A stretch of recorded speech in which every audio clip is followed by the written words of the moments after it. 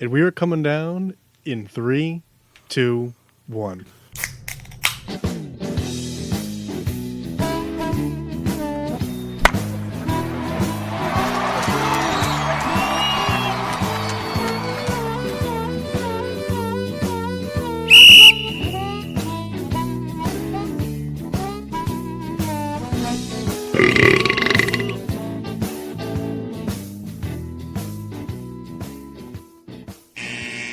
Welcome to Getting Sports with Drunk. I'm your hostess, Cupcake the Riddler, and I'm joined by the Master Spassy. And the Red of a Red Baron. No household appliance today, no man of many names, which is kind of a shame because I had a good name for him today for the man of many names. What was it? I saw a beer in the store today, and it was called Juice Daddy, and I was going to start calling him that. That's very funny. Because he likes the juicy beers. Juice Daddy Souls. And my toast of disexcellence, immediately right out of the gate, is to Kenneth Waller, a fan of the Chicago Bears who participates actively in this NFC North Trash Talk Cave Facebook group I'm part of. And it's because he posted a picture of the 1985 Chicago Bears World Championships ring and was talking shit to Lions and Vikings fans about how they don't know what one of those looks like, but then also proceeded to talk about how the Packers probably forgot what theirs looks like too, since it's been 14 years. And I don't know if he knows how to math, but 1985 was a lot longer ago. I love Facebook. It's such a cesspool. It's just like there's just nothing more frustrating in the world. Like, is there anything more frustrating as a sports fan? Like, Massey, you hate 49ers fans, right? Yep. And you hate the 49ers. Yep. And you hate when they win. Yep. And Kendall, you hate the Braves. Yes. And Braves fans. Yes. And when they win. Yes. And I hate the Packers. Yes. And I hate Packers fans. Yes. And I hate when they win. Yes. But I don't think I hate any person in the sports world more than the Chicago Bears fans that are the complete opposite of me. I don't think I hate anything more than fans of my own team that are the reason why people hate Bears fans. Yeah. Makes me so mad. So mad. I agree. Makes me want to punch Kendall right in the freaking middle toe. That'd be a bummer. It would suck. So, starting lineups. Mess.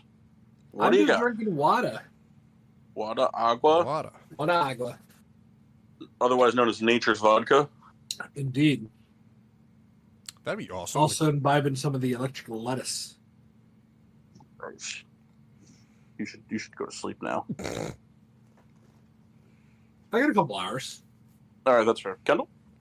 From the Riddler collection, I'll be having my first ever Negroni. I have a RTD Tanqueray Negroni cocktail. Very excited. Actually, Kendall, guess what? I got it for Yumi and Massey to try at one point. What's that? So Diageo came out with their a new RTD in that packaging. What do you got? The Crown Royal Black Cherry Whiskey Sour. Whoa. Yeah, I smelt it. It smelled exactly like Robitussin. And guess what it tasted like? Guess what it tasted like? Robitussin? I don't know. I didn't try because I said I was waiting for you guys. Way to listen to the whole story there, Mass. Cup of tussin. All right. And I am drinking the start of the most glorious time of the year in the beer world, the Oktoberfest season. Ooh. I am drinking my own mini keg of Hofbrau Oktoberfest. Information that kind of bums you out to know. Yeah. It's pretty cool, too, because I have wings coming right when we get off the show from Archie Moore's. Oof. And I have a bottle of Johnny Walker Blue.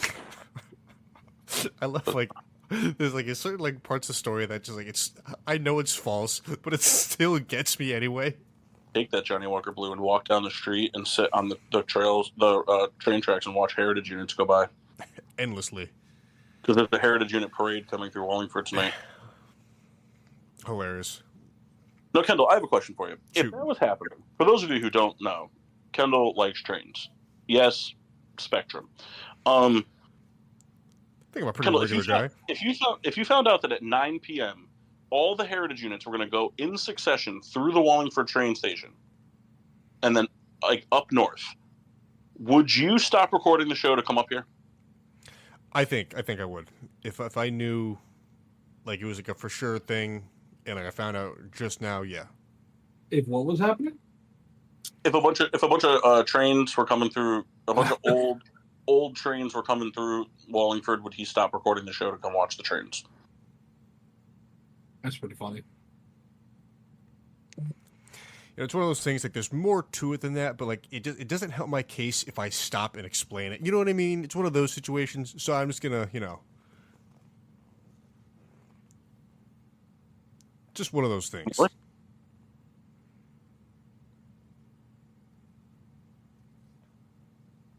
Okay.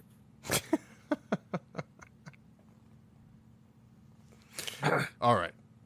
Paul, Yes. what are you doing? I'm actually drinking Spaten Oktoberfest.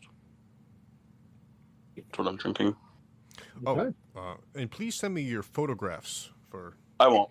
Please. No. Come on. Kendall, Massey, send a picture of like your toilet water. Hilarious. Drinking some nice fresh toilet water. Yeah. Those of excellence? Yes.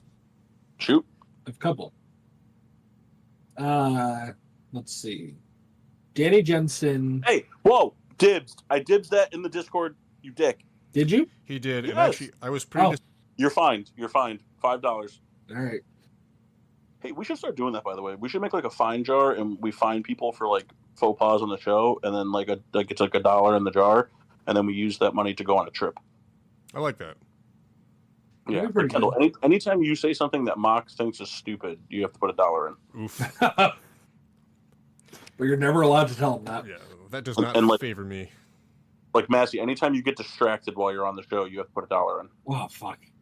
Yeah, and every minute I'm late, I have to put $1 in. I was going to say every minute that you're an asshole.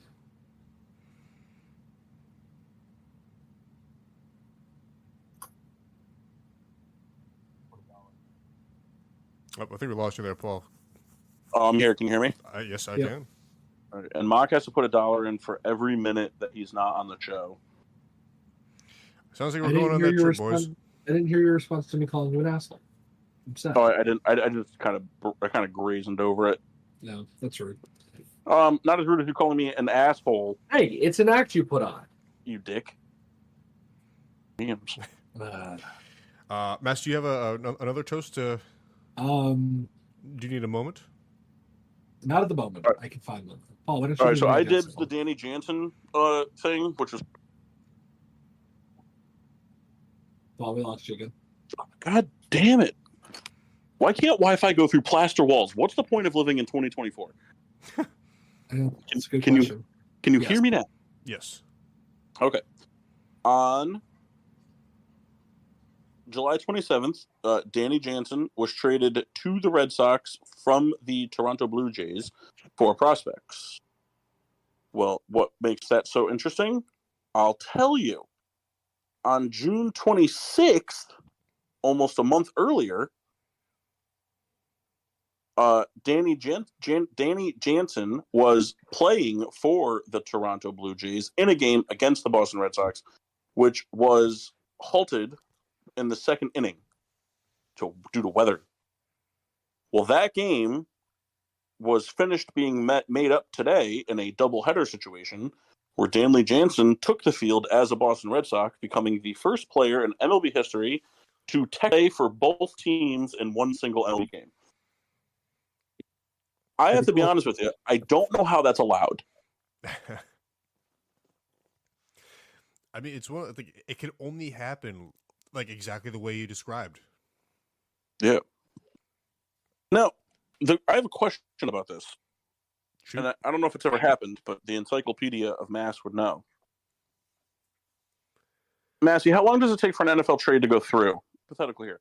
On Friday, the Rams trade Puka Nacua to the Bears for DJ Moore. When does that trade officially become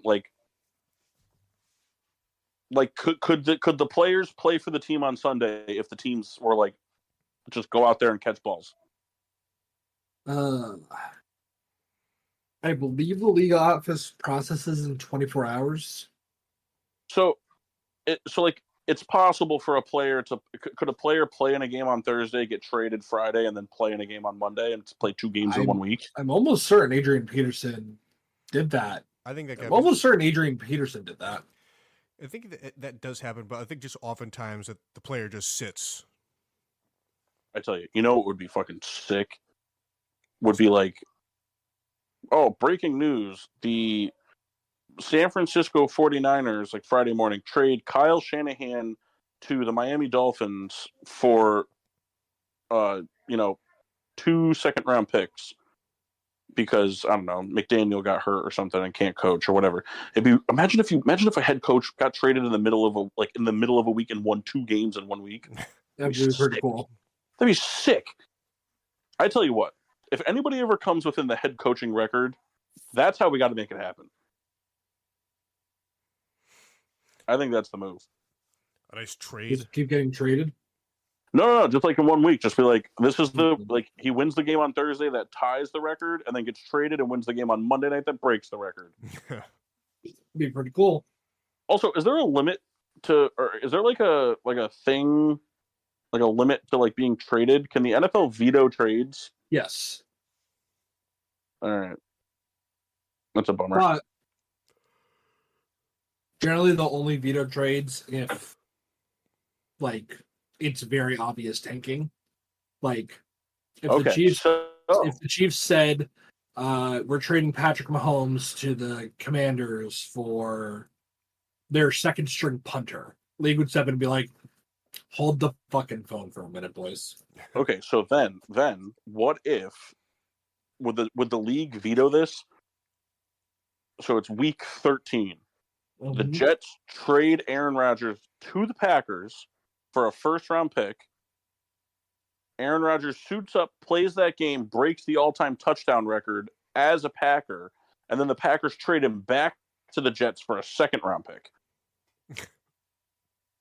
And then that way the Packers, or second-round pick and then a first-round pick. So the competition is that the Packers move from second to first. So the reason I say no is that for the most part, the league just lets the team do their business as they will. Could you imagine that? Could you imagine the Jets we're going to take an L on this week. We're going to let Aaron Rodgers go. We're going to let our quarterback achieve greatness, Hall of Fame, all-time greatness for a different team. But we'll get him back. I think part of the deal is you ship off Aaron Rodgers and in return you get Jordan Love for a week.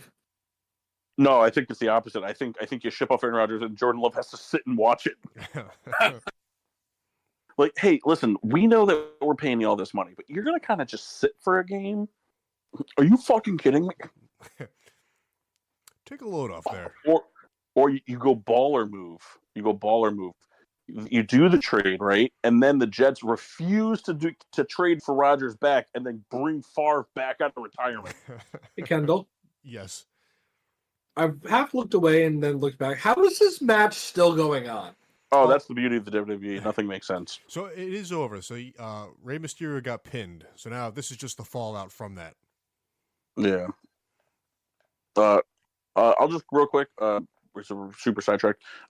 My toast of also I think there's a very fine line between the two things I'm about to say. So I believe there's a difference between a toast of disexcellence and a toast of being a toast of excellence for awfulness. Okay. I think that I think it's a very, very fine line, very, very gray area, but I think there is a difference between a toast of something bad and a toast of something being so bad it's impressive. Yeah. I would like to toast the Chicago White Sox for losing 100 games before September. Is that a record? I don't think it's I think it might be a record for the fastest 100 game. I don't know. I'd have to look that up. It's the second worst, like at this point in an MLB season, it's the second worst losing percentage. The first is like the Philadelphia Athletics in like 1902 or something like that. But they also played less games, so it's different. It is pretty amazing. Yeah, the they're 1916 Philadelphia A's. They're so bad, and I think every single one of those players should wear it with pride. Especially Andrew Benintendi. The highest played White Sox of all time. 1916 Philadelphia A's, who went 29-101. Yep, White Sox are about to be 101 tonight. They're so bad. They're so bad. It's funny, I was thinking about this. Well, you guys muster up your toast, or Massey does. I'm sure Kendall has his, but I just wanted some on my mind.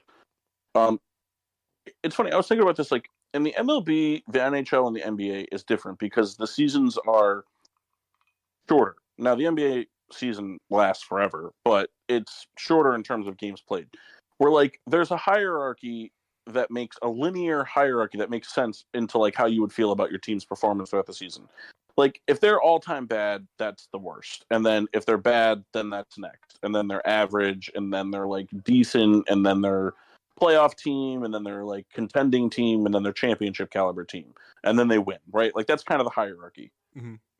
But in baseball, it's like I feel like it's slightly different, and like maybe Kyle could attest to it, but I'm sure Kendall can because he's been a fan of some pretty abysmal Mets teams. Oh yeah.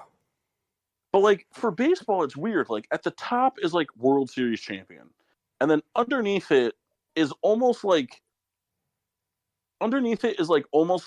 I feel like it would be like above average because in baseball, year after year, like the contenders almost regularly don't win it. Whoever gets hot wins it. Right. And like last year was a test of that. Neither of those teams were World Series caliber teams at the time. And then like underneath that, then you have like contender because if you're a contender, all you can really do is disappoint. It's hard, like, you know, there's only one step up to achieve. Other than that, it's disappointing. But then it's weird. Like, then it's like the next tier is like just bad, in my opinion. Like if you have a bad team, like that, it sucks. It's on the lower end of the spectrum, but it's not as bad as being average. Like being a fan of like the Cubs, being a fan of a 500 baseball team blows. Like being a fan of a team that is just going to go out and win 2 games, lose a game, win a game, lose 2, like constantly just, especially this time of year where it's like, oh, we're 4 games back now, we're 5 games back. Oh, we won, but so did the other team. It's like just being average blows. And then there's like the White Sox, like being abysmal bad. But like, I don't know, Kendall, would you agree that like being bad is almost better than being like average, like flirting with potential like success? 100%, because it's like there's nothing to like truly be excited about because you're always like, all right, we're right there, and like but we're a little bit behind, and it's like there's never like a forward progression. You're always just constant. Like it just kills you. With the amount of games that you play, like the Cubs, they're 5.5 games out of it, and like, are they going to make the playoffs? Probably not. But like they're not going to be technically ruled out until like maybe like 6-7 games to go because they'll probably be in that 5.5 games out spot for the rest of the season, and they'll flirt with between 4 and 7 between here and there. But it's like, so it's frustrating because it's like, oh yeah, we're still in it, but like we're not. It kills you too. Like if you are a team that is like a wild, like we'll use the Mets for example right now. They're chasing for the last wild card spot, and they've just been like 2 games back for like a month. And like nothing like seems to change. Like we just played the Padres, and if we would have won that series, it was a 4-game series, it would have felt good. But we ended up splitting, so it's like there was nothing gained. It just we're still 2.5 games back, and you're watching the season come to a close. You're like every series, like, oh, this is the series that we're gonna pull within, or we're gonna tie, and it just doesn't happen. It just kills you. Yeah, it's rough. I'll be right back. Do your toast excellence. Yeah, I'll do. Mass, you good to go, or you want me to do a toast? Good. My toast is another one in the books of the Little League World Series. Big congratulations to the team from Lake Mary, Florida. Actually, I don't even know the name of the team. I think usually they just put their city or state where they're from. But they won kind of in dramatic fashion. It was kind of a dribbler play, and the first baseman charged, and the pitcher charged. Pitcher got the ball, throws towards first. Nobody's there. Runner scores. Game ends. So, congrats to them. No matter what, though, I always feel bad for the other team. You see like the kids crying. It's always it's kind of like a bummer. Welcome. I don't know. It's just like they're kids. Whatever. A lot of emotion, a lot of stuff goes into it. And hey, somebody's got to lose. But yeah. So they are the Lake Mary All Stars. That's just the name of the team. Mm-hmm. So, yeah, good for them. Do you think Kyle could coach a team to the Little League World Series? I don't know. Right now, no. Give him enough time, yeah. Just if we put him like in a major area where there's because every place has the ability to have a kid or two, but like you put him in an area where there's like a more of a like potential abundance of like talent. Like, you think Kyle could get to a Little League World Series before he's 60? Yeah. Yeah. Yeah, I think if he really just stuck with it, I think he absolutely could. You guys are good friends. Now it's like I'm just going off of like what he's telling me. I've never witnessed him coach a game. I have no idea. I just know. I have. It's pretty much just like watching Kyle do anything, but like coaching. Does he carry a clipboard? He doesn't carry a clipboard, but he'll be like talking to a kid, and then like mid talk, just like finger some snuffs out of his mouth and throw it on the side of the field. Yeah, it sounds like Kyle. Just finds a way to be a dirtbag everywhere he goes. I told Kyle the first time he started coaching, and he laughed at it. I was like, Kyle, just so you know, you get a different kind of yelled at if you have your hand in your pants while you're coaching. That guy just lives with his hand in his pants. Yep. Some Fromunda cheese. Fromunda? Massey, do you have a toast? I do. It's a pretty shitty one, but I didn't say that you had. Go ahead. Dibs. Toast of excellence to Aaron Donald. Earlier today, Reese Shady McCoy won. I know Shady's old, but What did he do? He beat Shady McCoy in a race. Look, it's the start of the Aaron Donald comeback tour. Him and Andrew Whitworth are coming back. They were at practice. I know Shady's old, but a running back at his speed still should be losing to a D tackle. I just dislike how we only learned that he likes to be called, Shady, or that's his nickname, like in his 10th season. Like, he was LaShawn McCoy basically the majority of his career, then like out of nowhere, like, yeah, we never heard anyone call him by Shady McCoy until like he was in Buffalo. I mean, I was calling him it in junior high. But I think that's because I know him like that. It's different when you're like friends with the guy, Right, I get that. All right. I have a little game. Not a game, but segment. Got my beer cap. So, Matty, I know that baseball's not your strong suit. Nope. But you can feel free to guess. You have a 1 in 32 chance. Or 1 in 30 chance. Kendall, you have a better baseball knowledge. Moderate. So, we're going to go position by position. Oh, no.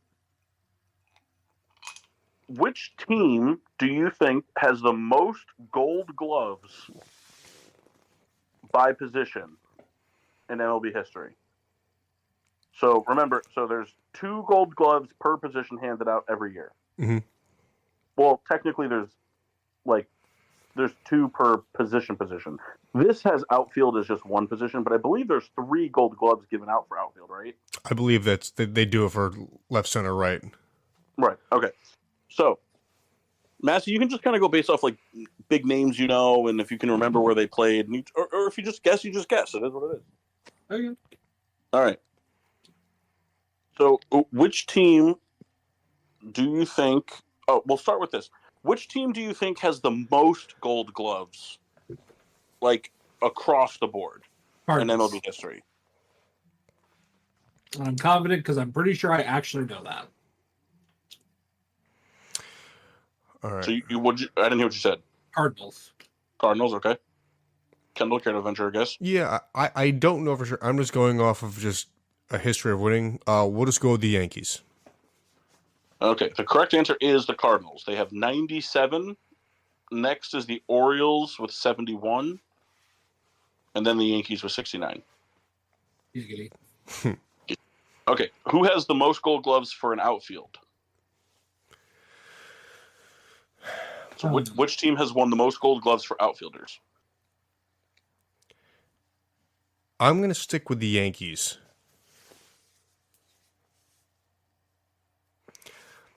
Just feel like there's been a lot of good, outfield play, if you will. A lot of Hall of Fame names. All right, Mass?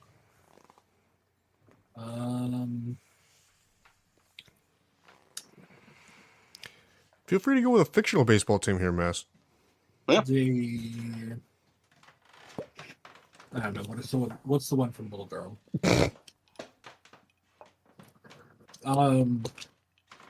I don't know. Fucking Dodgers. Correct answer is the Boston Red Sox with 30. Wow. The Yankees only have 16. Really? Mm-hmm. All right. What about shortstop? There's a certain way to lean here. If you really remember how good a specific person was, it's a no-brainer. For shortstop? Gold Glove is defense. You don't have to factor hitting into this at all. Not that this person wasn't good at hitting. When you really buckle down and remember the best defensive shortstops of all time. I really can only think of one, and it's a bit homer, but I'm going to go the Cardinals. Cardinals are up there. They have 14. They're second. This team has 15.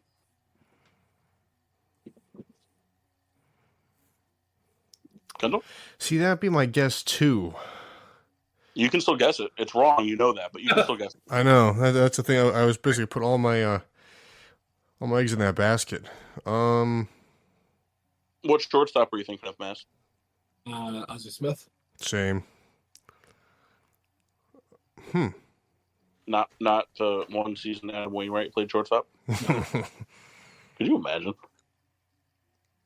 Yeah, Wainwright and Yachty, they played second and short in their rookie season. Who could forget?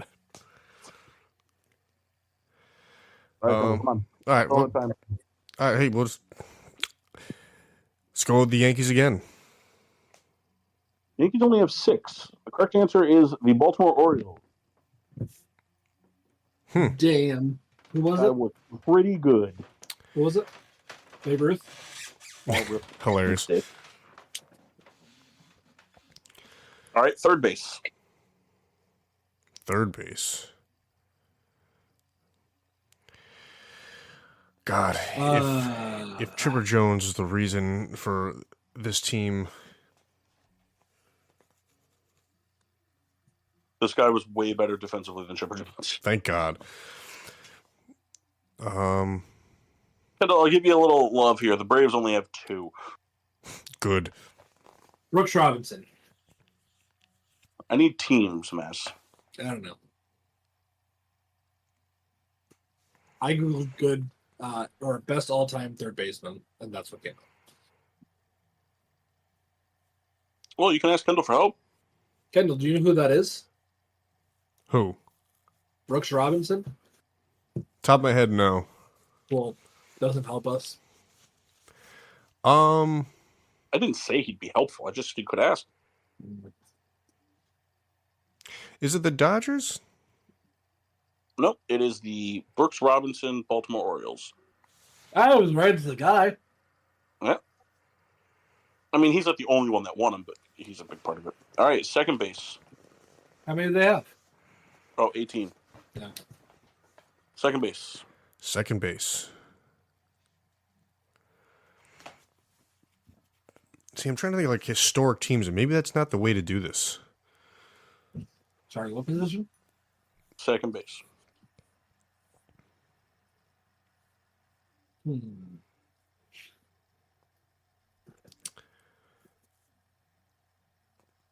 Is there a lot of variety, or is it kind of like a lot of repeats? There's a variety. I do have to tell you though, Kendall, I'm kind of like shocked at how few Gold Gloves the Mets have won. Yeah, I mean, and especially as of late, like there was definitely more back in the day. Like there's like a handful in, I want to say, the past 20 years. Like the Daryl Strawberry days. Yeah. Yeah, I think I was an asshole on Celebrity Apprentice.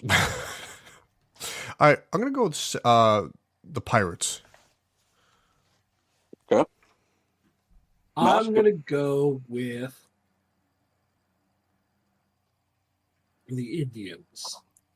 Correct answer is the Cincinnati Reds. Great jerseys. Close. Hey, that's not PC, bud. You said it. All right. I was First close. base. First base. First base.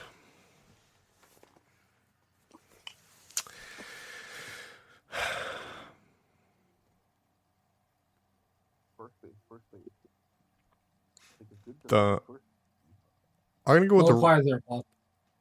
What? I said you're a little quiet there. Good defensive first baseman. I'm gonna go with the Red Sox.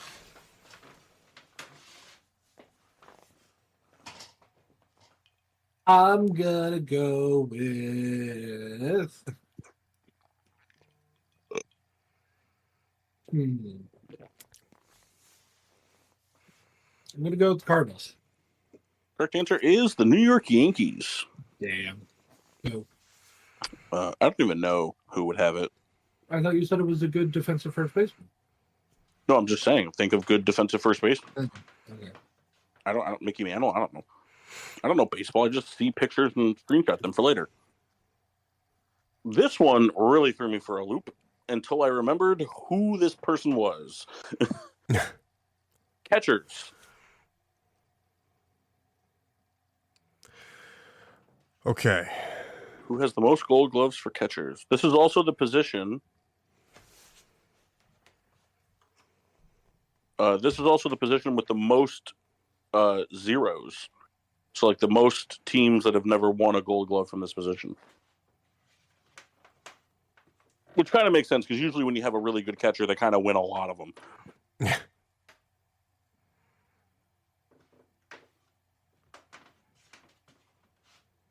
Give me. Weird enough, though, Kendall, I was super surprised to find the Mets never won a Gold Glove at catcher. Yeah, so it's one of those things that I'm going to assume a lot of Silver Sluggers, though. Piazza was a better offensive catcher than defensive. I mean, Gary Carter, I guess, kind of the same deal.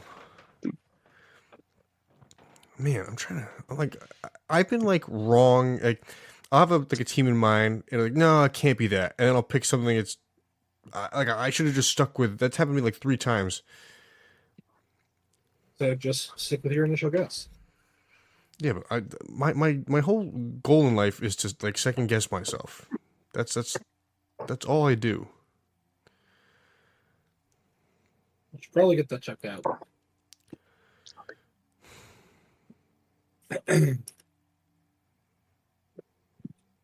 Any guesses? Give me the White Sox. You can have them. Kendall? All right, I'm gonna go with the Rangers It is the Rangers. because it has to be Pudge, right? Yeah, it was 17. I mean, he didn't win 17, but And then last is pitchers. And it's not really that close. All the rest of these had somebody with the the Reds had the biggest. Oh no, sorry. Yeah, all of these had somebody within one, except for pitchers. Pitchers is like big. The gap is like 6. Is it the Yankees? It's not the Yankees.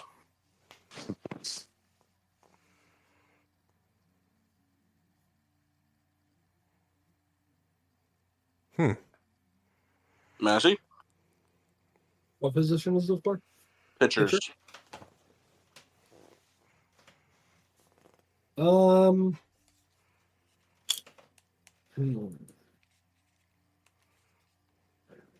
And yes, it was Pudge. He won 13 Gold Gloves. What team? Guy was nasty. Yeah, he was sick. What team was it? I didn't tell you the team. For a catcher. Oh, Rangers. Oh, for catcher it was the Rangers. Okay.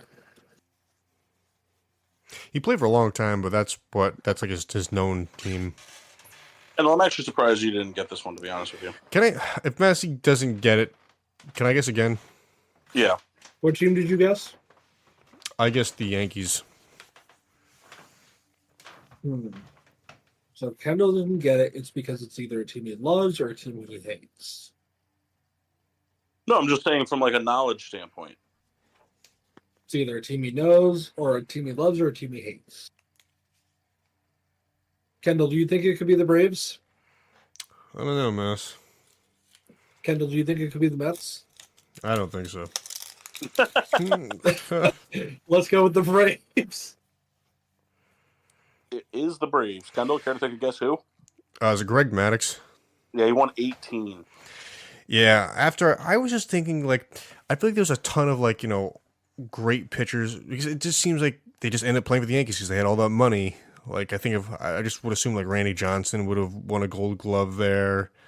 Greg Maddux won 13 Gold Gloves in a row from 1990 to 2003. Guy was so Yeah, good. that's pretty good. He also won 4 straight Cy Young Awards in that same time frame. Yeah, I could play ball. Mm-hmm.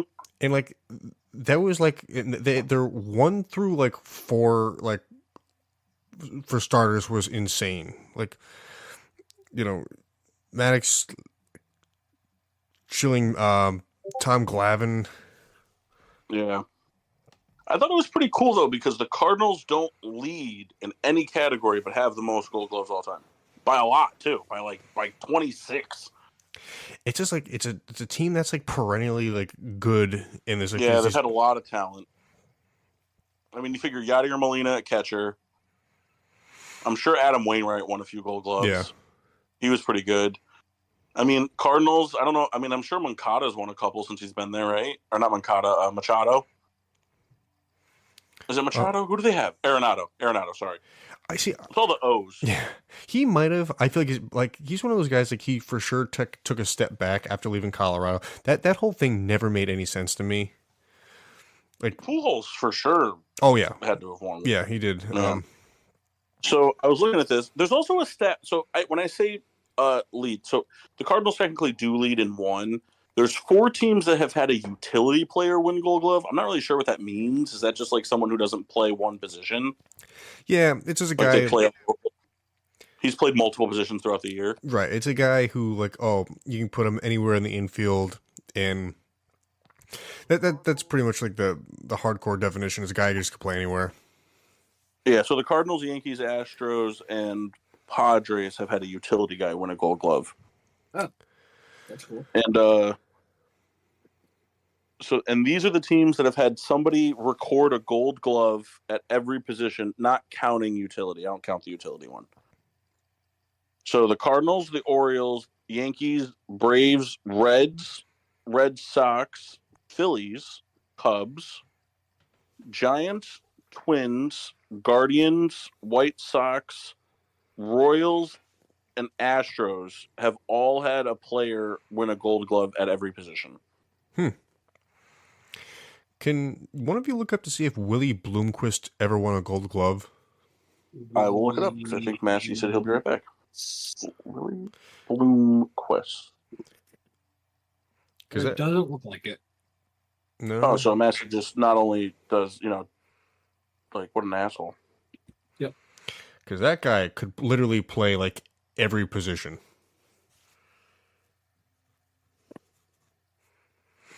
It's the greatest utility guy of all time.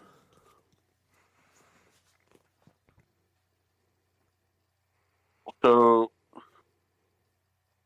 so the utility thing, that's a new position thing.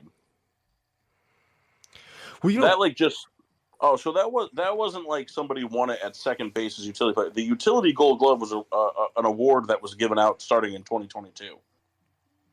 So it's interesting because I didn't know that they gave that out. That term is kind of like existed forever.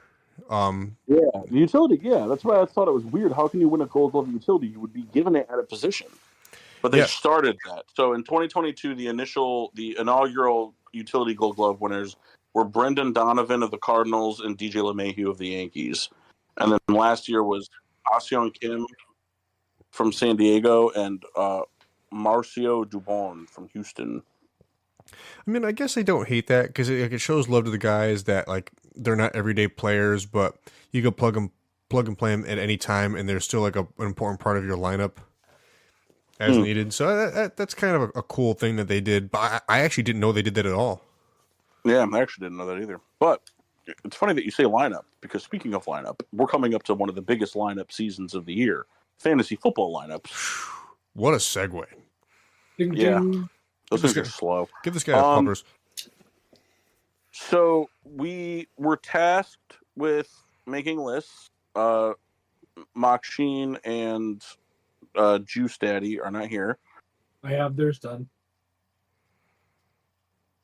Well, I was going to say we could do it together, but Massey already did it, so never mind. I can do it. Yeah, all right with Nope, that. nope. You already did it. I want you to take the credit for it, you rat bastard. So we're going to come up with our personal rankings, top 10 at the major positions in fantasy for standard teams. So quarterback, running back, wide receiver, tight end, and defense. Kickers is, it's Justin Tucker and then just whoever you need. Hope you get lucky. Yeah. There's nothing that makes me laugh more than like the Yahoo fantasy thing where it's like, oh, this team yields the most points to kickers. Like, what does that even mean? Like, all that takes is like Brandon Aubrey hitting 2 50-yard field goals, and that's screwed for the rest of the year. So, Massey, since you did 3 of them, we'll go you, me, you, Kendall, you. And we can discuss. So let's start with the boring one first and get it out of the way. Let's go with defense/special teams. Okay. Because what I was saying is because yes, there is a handful of defenses that you draft and you just hang on to them all year, but the majority of defenses you will bench a defense for a second defense with a more favorable matchup, or vice versa. Whereas like the other positions, these 10 guys are going to start every week they're active. Now, real quick, do you guys prefer to like draft and stick with it, or do you like to stream more? For defenses? Yeah, just like as a personal preference. It depends. It depends.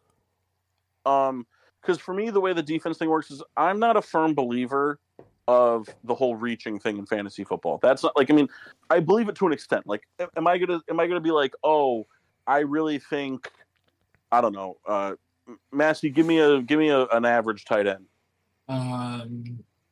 The kid out of Arizona. Trey McBride. Yeah. Okay. Do I think Trey McBride? Maybe I think Trey McBride's going to have a great year. Maybe I don't. I don't know. I haven't really done any research yet. But if I think Trey McBride's going to have a great year, I'm not going to pick him in the second round just to make sure I get him. I'm not going to do that because that pick is not going to make or break that. Picking him second, even if he does have a great year, probably still hurts my fantasy team for who I gave up in the second round. But like, if I'm in the 8th, 9th round, and I'm not really in love with the receivers and running backs that are available, and tight ends at that point are usually a crapshoot, and I'm not going to take a kicker, So, like, if I like a defense there and I really like it, and their first like 5-6 weeks matchups are great and whatever, I'll pick them and I'll stream them. I mean, I usually once a defense kind of does good for me multiple weeks in a row, I'll usually kind of keep them. Mm-hmm. Yeah. And then I'll just pick up other defenses. But for me, it all just kind of depends where my like draft thing falls. Like last year in our friend league, there were a lot of players that like I did research on that I was kind of excited and high on to take that were kind of falling perfectly to where I wanted them. So I was just like, fuck it, I'll just take whatever defense is available. But like, you know, I think like 2 years ago, I like it was like the 7th round, and like I hated everybody that was available, and I was just like, fuck it, I'm just gonna take. I think I took like the Browns defense or something like that. Mm-hmm. So, all right, Massey, fire it away. All right.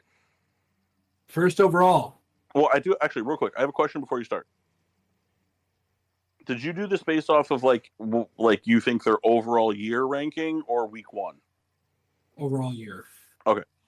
Because I mean, for everything else, I think you go off overall year. But I know some people like to rank defenses week by week. So I was just curious, like the streamline, like Kendall said. Number 1 overall. You're going in here and you're taking the New York Jets. Oh, reach. Interesting. Man, if I could kick Kendall without it fucking the show up. I don't know why. That's like one of my favorite like fantasy football jokes. It's so stupid, but I just love to say it. Kendall, I know that Rebecca's not a fan of it, but we got to find a way for you to get a ride home after the draft. I really want you to just have some fun. Yeah, I'm working that out. I'm not driving myself home. I'm just not doing it. Why don't you just stay the night? Like I said, I'm gonna figure it out. I got a couple of days. I'm telling you, I think the move is that I think you just crash at my place. I think that's the move. You crash at my place, and then you can either drive up here separate with Rebecca in the morning before Massey's party, and then leave your car here, and then you can bring yourself home early. So you can wake up early Sunday morning and leave. You can wake up at you'll probably be up at 6 a.m. Wake up and leave. I don't care what time you leave. Yeah, it's kind of like I'm getting up early anyway, so what does it matter where I am? Take my keys, lock the door, and throw them in the mailbox and leave. Or the other option, and plus if you do it, because I already pretty much have clearance from Samantha that she's just going to come pick me up if Massey doesn't want to bring me home. Mass might be into one. Mass what? Mass might be into one. Into one? And to win it. Oh, well, Mass knows if he brings me home, there's fast food in his future. Sold. I'm very easily bribed. Well, you know what we should do? We should see if Kyle can crash at my place too, and then we can just go to Burger King and make him make us free food. Oh, that'd be awesome. Demand items they don't make anymore. Yeah. Kyle, can you just figure out how to make stacker sauce? Number 2. Oh, wait, hold on. Mass, I have to interrupt again. I'm sorry. I just thought of a brilliant idea that we need to do. I've gotten through one pick. I know, but this is like interruption worthy. Like, of all the times we've interrupted each other on the show, this might be the best idea to have ever interrupted someone for. I'm listening. All right. I think the move is we have Kendall, Kyle, and Pat sit down at a Burger King table together with note cards. And I think we do this after hours at like 3 a.m. And I think you, Massey, being you, I think we have you, me, and Mock compete in a chopped-based challenge with Burger King stuff. Oh, man. Broilers, fryers, they're all on. And we have access. So in. We have access to all the food in Burger King. Could you imagine the debauchery that would occur? In. I can tell you right now, I am spending almost all my time trying to figure out how to make French toast sticks into buns. I can tell you right now, that building's probably burning down. That would be awesome. The building burning down or the chop challenge? Both. Yes. Okay. All right, number 2. Number 2. You can go ahead and take the Baltimore Ravens here, bud. Okay. Interesting. Number 3. Got to go ahead and take Chicago here, bud. Bears. Your lips to God's ears, my friend. Tell you what, I haven't eaten dinner yet, and I am ripping through these Oktoberfest. Number 4. You just kind of have to. You're taking the Niners here. Number 5. You're taking the Cowboys. Number 6. You're taking the Chiefs. All right. Number 7. You're taking the Browns. I tell you what, my whole outlook on what I'm thinking about doing in fantasy this year is really plummeting already. Continue. Oh, man, that hurt. Number 9. Bit of a sleeper pick here, boys. You taking the Texans. Wow. I like it. I think they're going to be good. Number 10.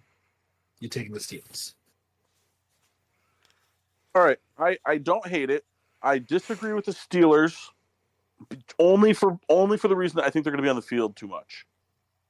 So I think they'll get stops, but I don't think they'll get stops in as many point-worthy ways that they normally would. I can sub one in here for you. What? I can sub one in here for you. Nope. You have to stick with your list. You have to die by this list. Right. I was actually surprised. I like kind of in my head made one for everything. I had the Browns way higher on my list. So here's the thing. I had the Browns up more at like 4, and I had the Bears more like down towards 7. Only because until the Bears prove they have a stable pass rush, the rest of their defense will get stops. They will defend passes, but that doesn't equate to points in a standard league. It's true. But I still think the Bears are going to be pretty high up there. I'm sorry. Did you had the 49ers at 6? Was that correct? I think they were at 4. Okay. I don't. For some reason, I thought you had them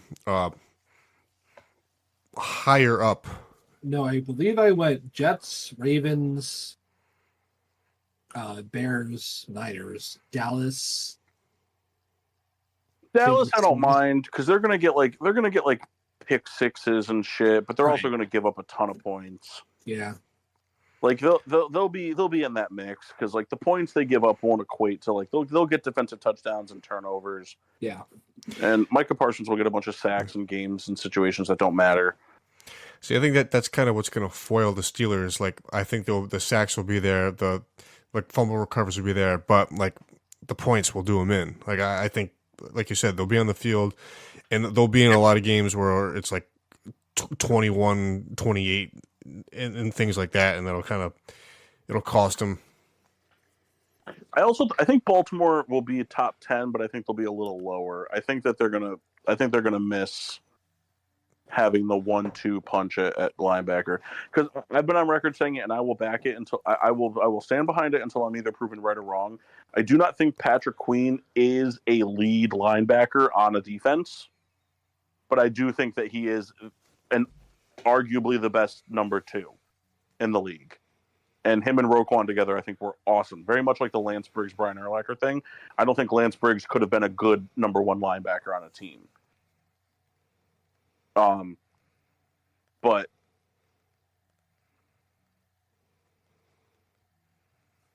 okay.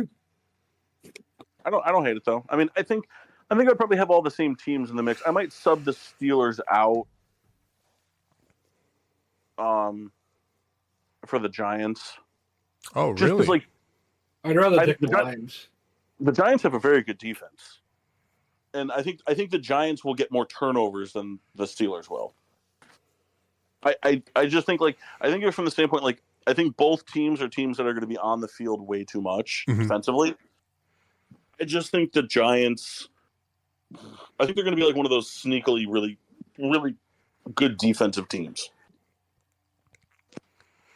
See, that's interesting. It's like, I mean, I do acknowledge that they're a good defense, but in my mind, like I have it like made it like, oh, those guys are sitting in the 11, to 20 range. I think there's an opportunity for them to. I think there's potential for them to be a top 10 defense.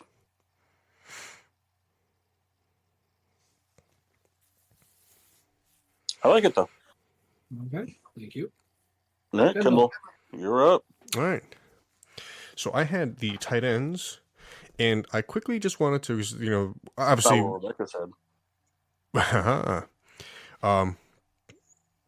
Obviously going and we have like, ideas how we wanted to like prep things. I just wanted to quickly read you guys the top 10 2023 finishers real quick. At number 1 was Sam Laporta, averaging about 14 points a game. Breach. Number 2 was Evan Ingram at 13.5 points per game. Number 3. I hate this list. Well, this is 2023. Oh, you're going off. Oh, wait. No, He's just telling us where they finished. Yeah, just a quick rundown of how these guys finished. Oh. Stupid. Travis Kelce at about 14.6 points a game. TJ Hawkinson at the same number. George Kittle at 12.7. David Njoku with 12.6. Trey McBride with 10.7 points a game. Cole Kmet at 7.7 points a game. Jake Ferguson of the Cowboys with 10.4 points per game. And Dalton Schultz of the Texans with 10 points per game. So those were your top 10 finishers from 2023. So going off that, I have here with my list all the same guys. Could you imagine? I just yes, I can.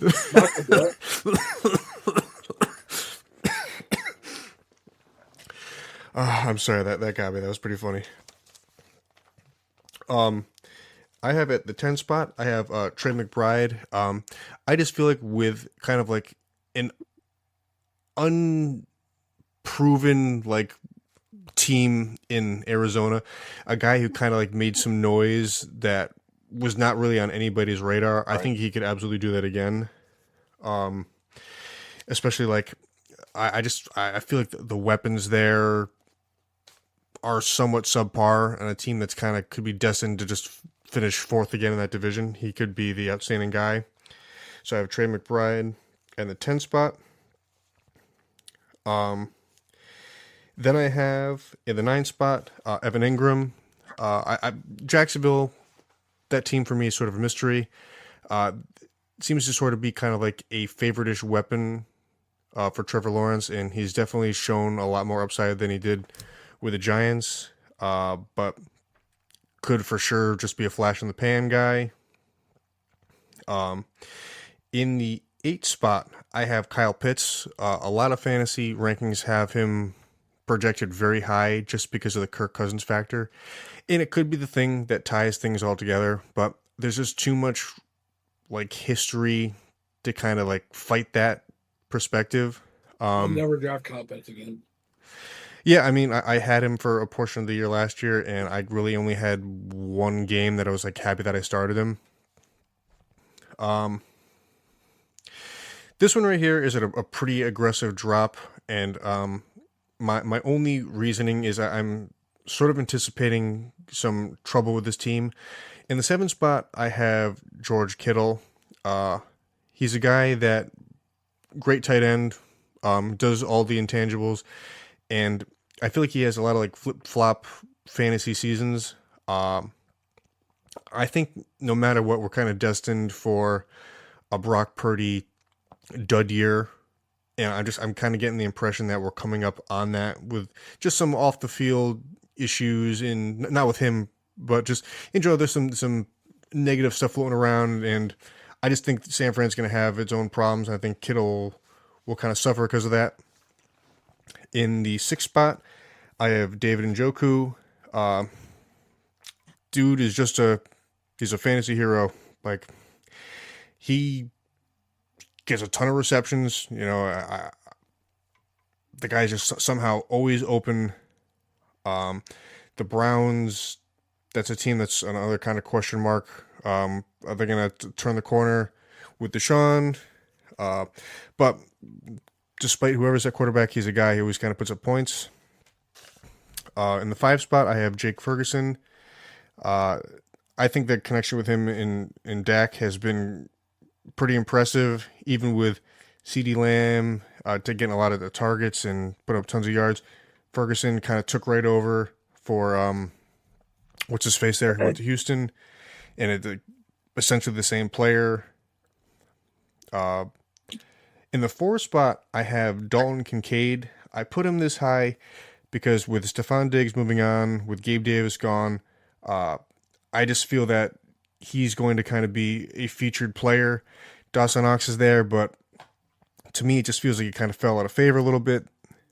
And I think there's a certain aspect of, hey, we got to get this guy the ball. I think that just kind of bleeds into how teams do things.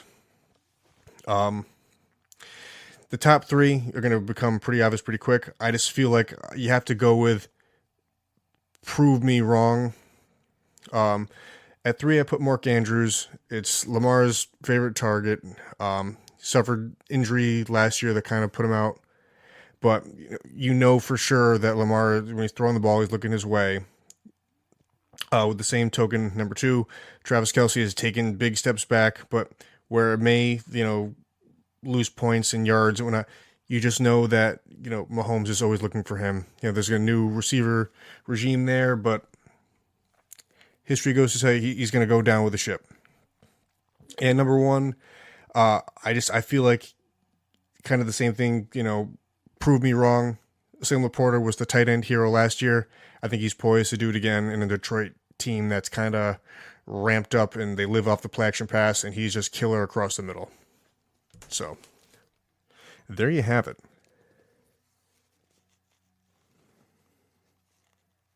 Yay.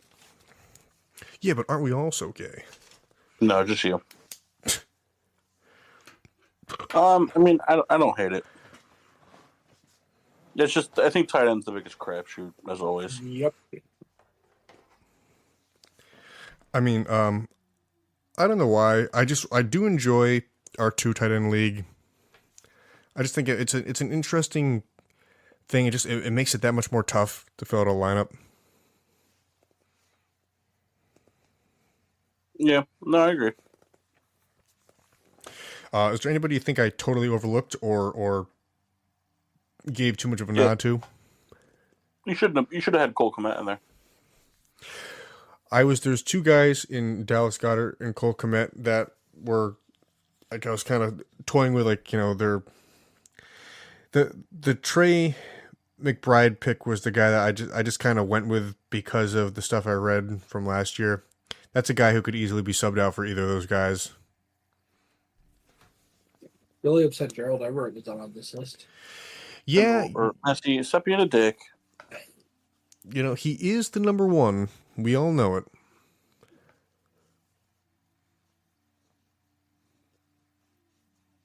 Messi, you big jerk face.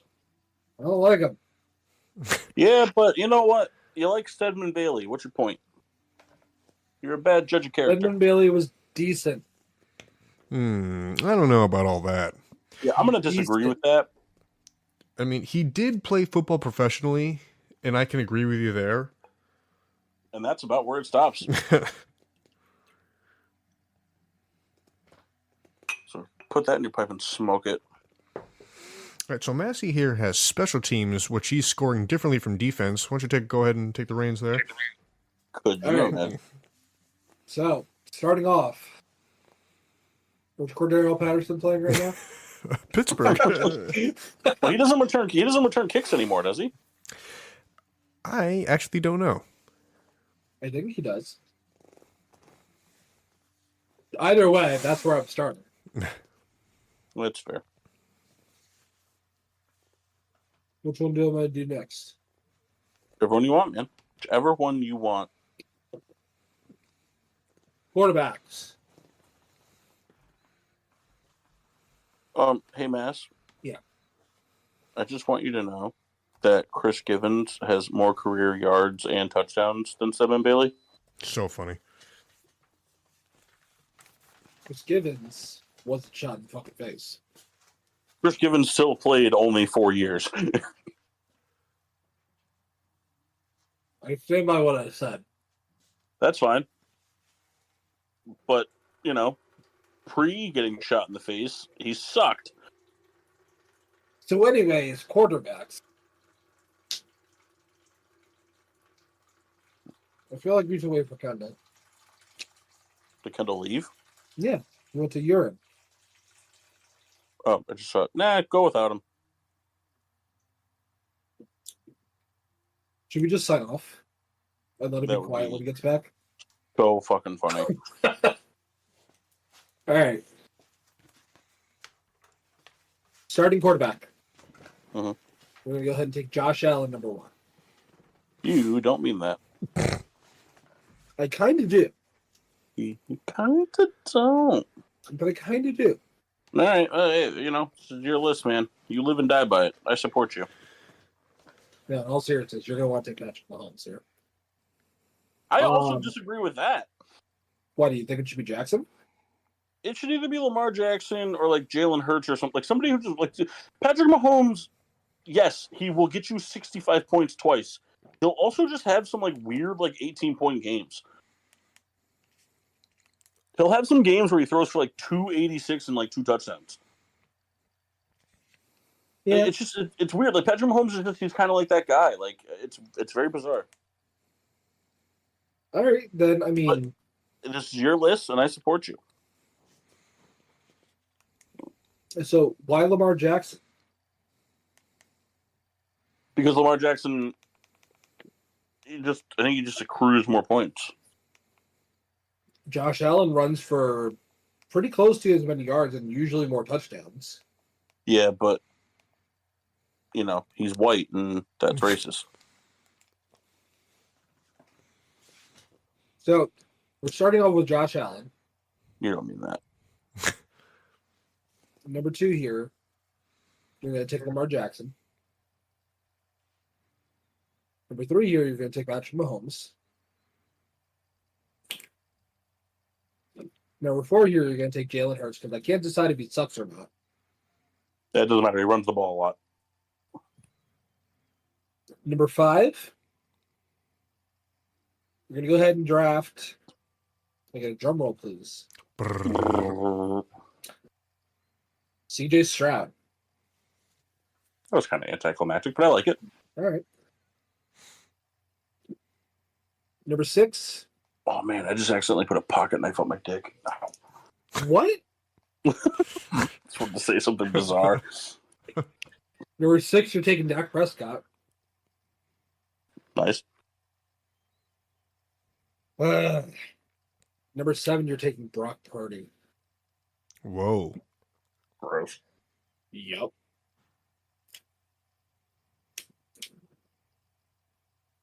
Number 8, you're taking Tua. Yep.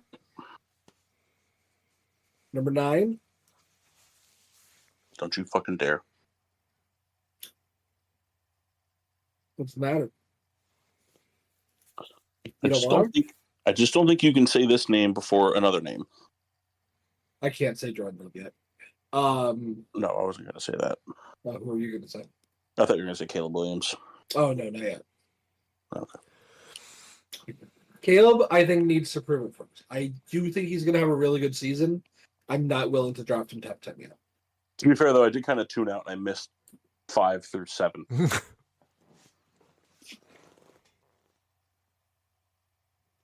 Number 8. I Yep. think we're on number 8. Yes. Number 8. We're going to take my boy, Jared Goff.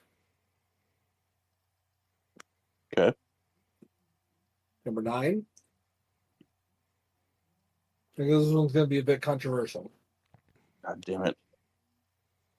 Like the last few picks of him. I think you're taking Anthony Richardson. Wow. All right. I don't know why, but I was like so convinced he was going to say Baker Mayfield there. No, Baker's like 15. That's fair. Number 10. I think you give Joe Burrow another chance. All right. No Pad Statford, huh? See, here's the thing. I think he'll rack up a few good games of yards, but I really think most of our touchdowns are going to come on the ground this year. Now, I don't think this guy's any good, but what about Kyler Murray? I thought about it. I need to see him like carry it for a sustained portion of the season before I'm willing to say that. Okay. I'm peeing on the air. Proud of you. Good thing. Because I think Kyler Murray, again, is going to get you a couple of like 50-point games, but there's also going to be games where he puts up 4 points.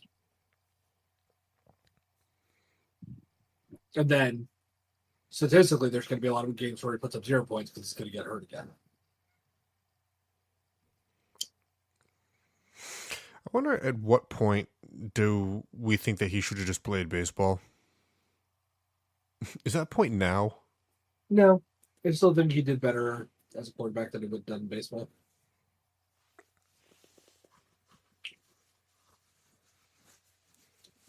I don't know. He got paid.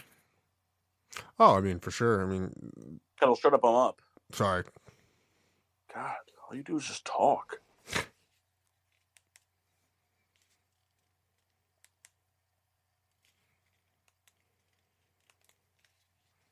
Paul, you're up. Paul, you're up.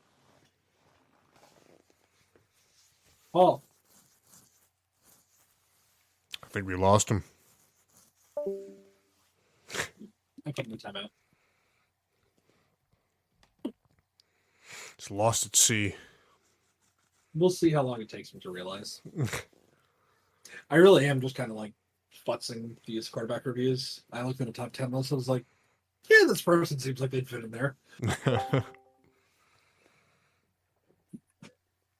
He's uncanceled Why was I canceled? because we were talking to you and you weren't answering. Because my phone, the thing, randomly put me in some solo voice channel. No, I did that. You were canceled Why'd you cancel me? because we were talking to you and you weren't answering. What did you say? We kept saying, Paul, it's your turn. Paul, it's your turn. I don't think that's true. I think you guys are fucking Kendall? with me, and I don't appreciate it. Kendall? We had a silent bit there. We weren't sure where you went. I said it's my turn, and then I started saying things. We didn't hear a single thing you said. That's on you. Well, listen, the floor is Cancel yours. again. Cancel me. Okay.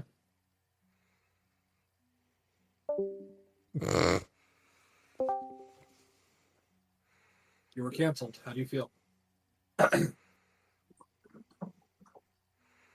He's reinvigorated. Again.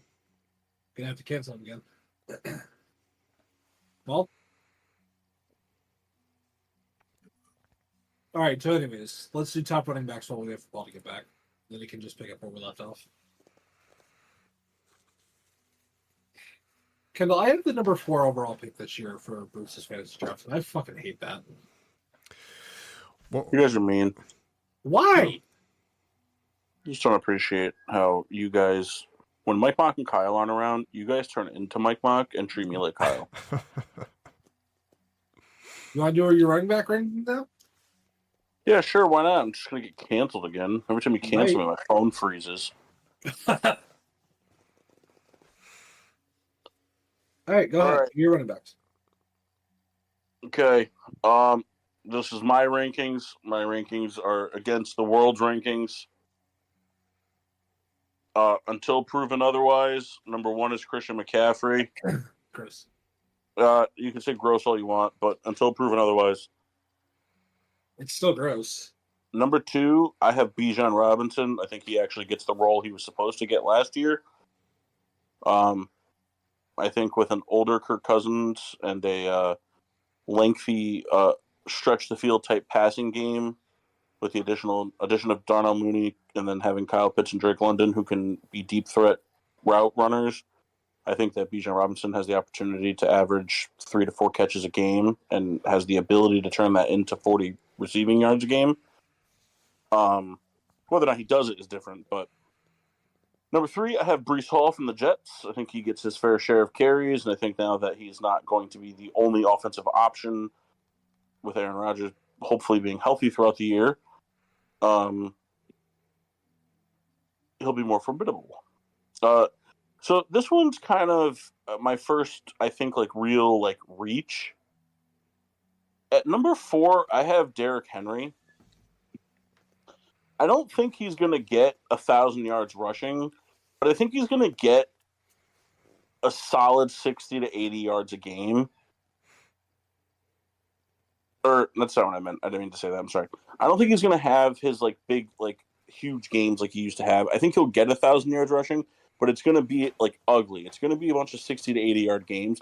But I think he's going to get solid touchdown looks regularly. I think they're going to really utilize Derrick Henry to kind of take the pressure off of Lamar Jackson inside the red zone, because he'll have the ability to punch it in. And I don't think he's going to be used in a situation like he was in Tennessee where he's going to have to be the bell cow. So I think he'll have fresher legs. I kind of foresee him getting closer to like 18 carries a game, maybe 15, versus like the 25 he was getting in Tennessee. So I think that's going to give him fresher legs throughout the season and kind of give him the ability to do some explosive stuff. At number 5, I have Saquon Barkley. I think that Eagles team is built for a running back like Saquon Barkley. Normally, I avoid Eagles running backs at all costs because they are a by-committee team and have been for years. With Saquon in the backfield, you don't really become a by-committee team. You've committed too much money to him for that. If he can stay healthy, I think that he could really flourish. I think you're going to see a lot less Jalen Hurts rushes and a lot more RPO type stuff. I also think with the absence of Jason Kelce, a lot of people think that the running game is going to suffer big time. I disagree with that. I think that they knew the Jason Kelce thing was coming. I think whoever they have plugged in for the center position is well versed and ready to go. I think, if anything, Jason Kelce leaving helps Saquon Barkley's stock, because I think with Kelce being gone, it limits the tush-push thing, because Kelce is the guy who makes the tush-push possible. I think that in the 2 and 1 yard to go situations on goal, I think you see a lot more Saquon. So that was my 5th. At 6th, I have Jahmyr Gibbs. I wanted to put him higher, but it's still, I think he will take over the backfield at this point, some point this season. But I still think it will be a by committee situation with him and Montgomery, at least for the first half of the season. Montgomery had arguably his best year as a rusher last year.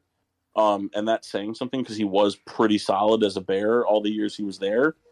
So I do think that you're going to lose touchdown points early in the season to Montgomery if you have Gibbs. I also think that you're going to lose 3rd and short opportunities. But I think he'll make up for it in passing, which will still make him a top 10 option. At 7, I have Jonathan Taylor. I think he's just a good back. I think that it's a wild card with him. I know a lot of fantasy leagues have him being like 3rd, 4th, or 5th in the running back situation. I don't disagree with it from a talent standpoint, but I think that we have zero idea what the Colts' actual intuition is to do with Anthony Richardson. We kind of saw what they were going to be last year, but I think that game plan has changed with the early injury to him in his rookie season, and it's going to be interesting to see what they're going to do and how Jonathan Taylor's going to work into that. I also am never going to buy high on Jonathan Taylor, because everybody that says a great fantasy option, the year he was the number 1 running back in fantasy 2 or 3 years ago, whatever it was the lowest point total for leading running back in like 11 years. So like, yeah, he was the best running back that year, but like on a down year for running backs. So I don't subscribe to Jonathan Taylor being a top 5 running back fantasy option. Maybe he'll prove me wrong. If he does, awesome. At number 8, I have let's see. At number 8, I have Kenneth Walker III. I just think that new offensive coordinator, new coaching regime, Geno Smith at quarterback, decent receivers. They're going to be able to stretch the field. I think Kenneth Walker's going to be able to get receptions. And I think that when you have a first go head coach, first go offensive coordinator, you tend to see, at least in the early part of the season, a lot of safety running situations, less likely to create turnovers, easier to keep the cadence, create a rhythm in the offense. That's what they're looking for with the absence of Shane Waldron. I think that Kenneth Walker, again, health-based, as with all running backs, could produce to be a big deal. At 8, I have, what's his first name, Mass? Kyren Williams. I think that I agree with Massey. I think the Rams are going to be a very formidable team on the ground. I do, however, think that the Rams are very good at finding running backs, and I think they're very good at disguising play calling with the genius behind the headset of Sean McVay, at having backup running backs and third-string running backs in the game, making you think it's going to be chip blocks, things like that, and turning out to be draw runs, things like that. I just think that they're very creative offensively, and I think that you're going to see other running backs kind of chip away at what he's going to do, but he'll have the bulk of everything. And then at 10, I actually have super dark horse. Just the way I look at it, I have Ramondre Stevenson at number 10. Wow. I know it's a huge reach. I totally understand that. I love the picks of Etienne and A-Chain. I think Josh Jacobs is going to have a down year. I think Joe Mixon's going to have a down year. I think Cook will be fine. The Kamaras of the world have already started falling off. Aaron Jones was in the mix for me until all off season, until we learned that JJ McCarthy truly isn't going to start. And the only reason is just because you never really know what's going to happen. There's a lot of people that thought Drake May wasn't going to start the season, but Jacoby Brissett got hurt and was buns in all of preseason. So it's looking like Drake May might actually be week 1 starter. Rookie quarterbacks, the biggest safety blankets are running backs and tight ends, always for rookie quarterbacks. Hand the ball off, dump off screen passes, short routes. They love the running backs. They love the tight ends. I think from a health standpoint, if he can stay healthy, Ramondre Stevenson, this is going to be a team where you're going to see a New England Patriots team being arguably the worst team in NFL football this year. And they are going to be down a lot. And when you're down a lot, you throw, but you obviously are in throwing situations, and that's when checkdowns happen. And in PPR leagues, which is where most leagues are, I think Ramondre Stevenson could be a sleeper at the 10 spot for a huge fantasy season.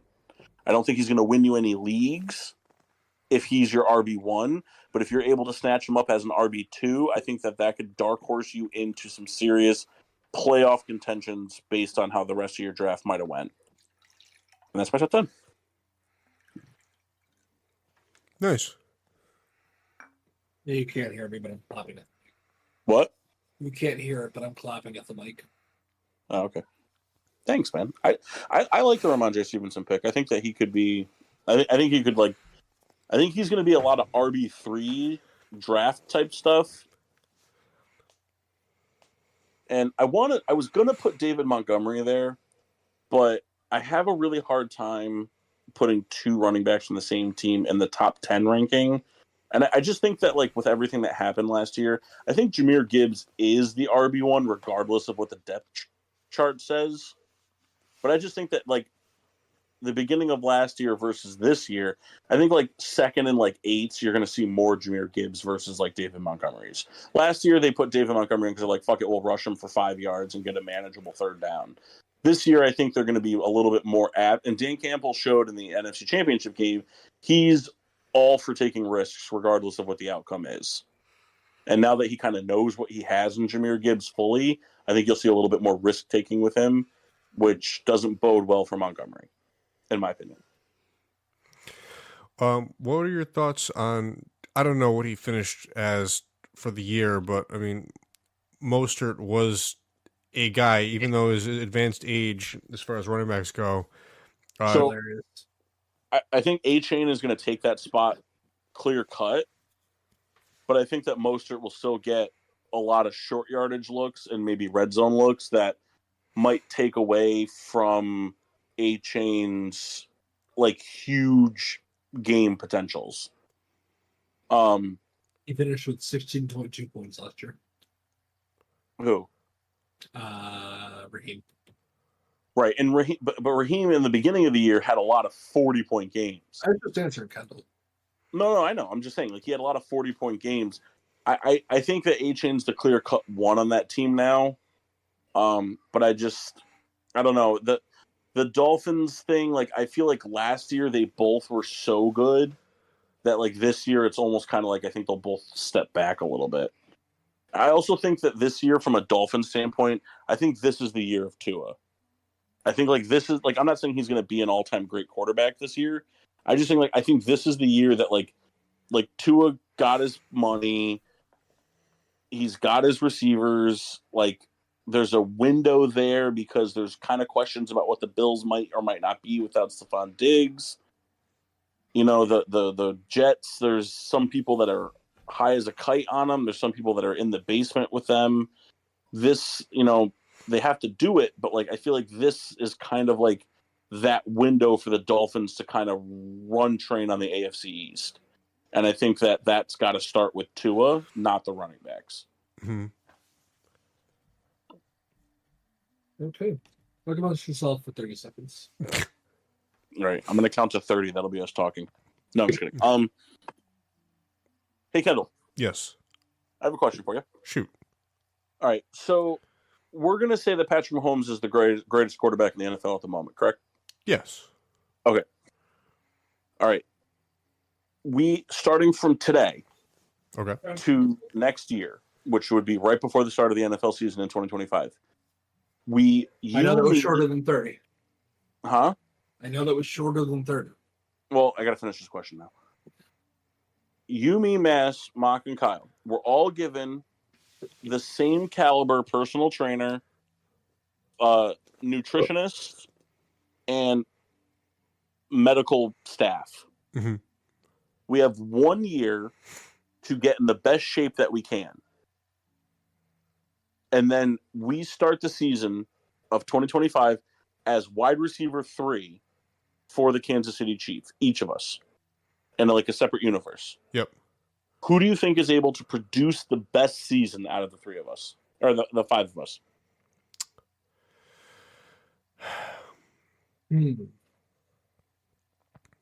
So we're all in our current state that we're in at this moment in time. We have 1 year to train, lose weight, build muscle. Like, we'll have a team personnel person to teach us the plays, go through practices and whatnot. And we'll do all of that on the side while this 2024 season happens. And then the 2025 season will come and we'll join the team for training camp. And we will start the season as wide receiver 3s. Who do you think has the best season? I think Kendall's immediately out because no hand-eye coordination. And it's a shame because he's got a huge leg up on the fitness part. Yeah, no well, here's the thing. I'm going to be selfish here. I'm going to go me. And I say that for the reason being, for a great period of time, and like I wanted to play football in like the worst way, and I didn't because my mom was very much against it, and just never pursued it. But I had it's a big Protestant sport. That's very funny. Yeah, thank you. Tons of friends who played high school football and even just in general. I spent so many like nights just like doing the same drills that like they would do for receivers in high school football. I can't tell you how many I would force my dad like, hey, we're gonna go to the backyard and we're gonna run pass patterns until it was dark. Like he'll tell you there was nights we had like he put up spotlights in the backyard so we could do this, and I don't know. I was very like happy with like progress that like I made, and nothing that was like it's not against a defender. It's hard to really like place that against anything because it's just you're running undefended and whatnot. But I mean, I it was like in the documentaries. I was out there in the dark running pass patterns just because it's what I wanted to do. So I don't know. I give that leg up to me.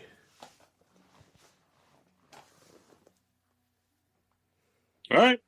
I got no problems with it.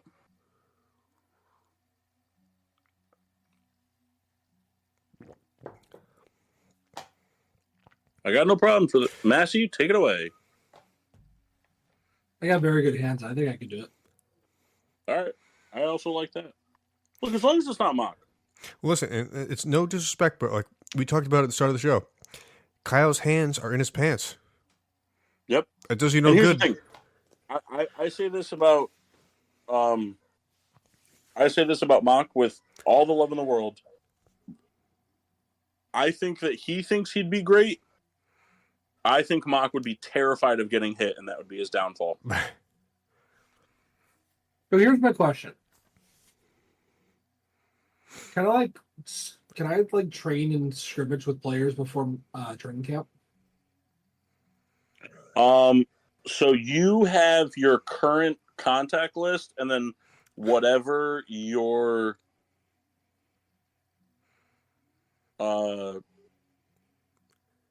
whatever like your trainers are able to get you. Well, so how do I get onto the team then? No, you're guaranteed to go. You're guaranteed a spot on training camp, and you're guaranteed that you're going to make the roster as the third string receiver. So you're going to get invited to training camp. It's up to you to see. I mean, if you want to see if you can figure out how to get in contact with players in the off season, you can try. You just don't have their contact information. So you can ask your trainer or your nutritionist or your team liaison that helps you with the playbooks if you can get contact information. If you can, great. Yes, you. So the answer is yes, you can if you can do it. Okay. If I can do that, I definitely think I'm having. With the exception of one player. Okay. You get no one-on-one time with Patrick Mahomes till training camp. Okay. I'm all right with that.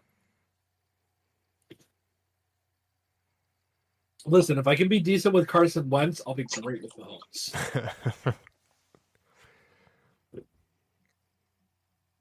All right. What do you think?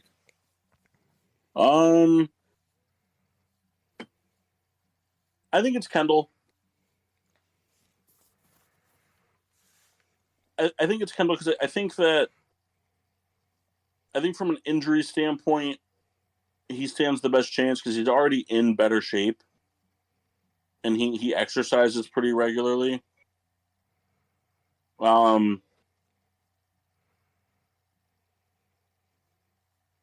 That's probably really the only like reason to it. I mean, I don't think Kendall's a bad receiver. I think he's got decent hands. I think that he would really give it his all. But I just think he's got the leg up in terms of like fitness and everything. I have pretty good hands and I have a pretty good IQ and I can remember plays really well and I have decent agility when I'm in shape and whatnot, but I just think the strain I'd have to put on my body to just be able to get into shape within a year would just be like would just kind of I think it would just take me out of it. Really? I will say though, and it's not just because it's the people on the show right now, but of the 5 people who are on the show, I think we're the top 3 for this scenario. Yeah. I do think Mock's too afraid of getting hit to be successful at quarterback or receiver. Kyle definitely is. I don't think Kyle doesn't really have the coordination either. Yeah. Kendall might like drop some passes. Kyle would trip out of the fucking off the range.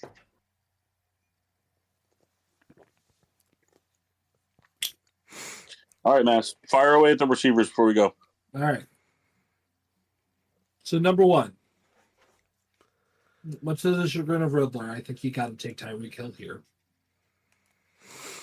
Why is it much to the chagrin? Because of what we talked about the other day. What do we talk about? Our number 3 player. Our number 2 player, though, is CeeDee Lamb. Okay.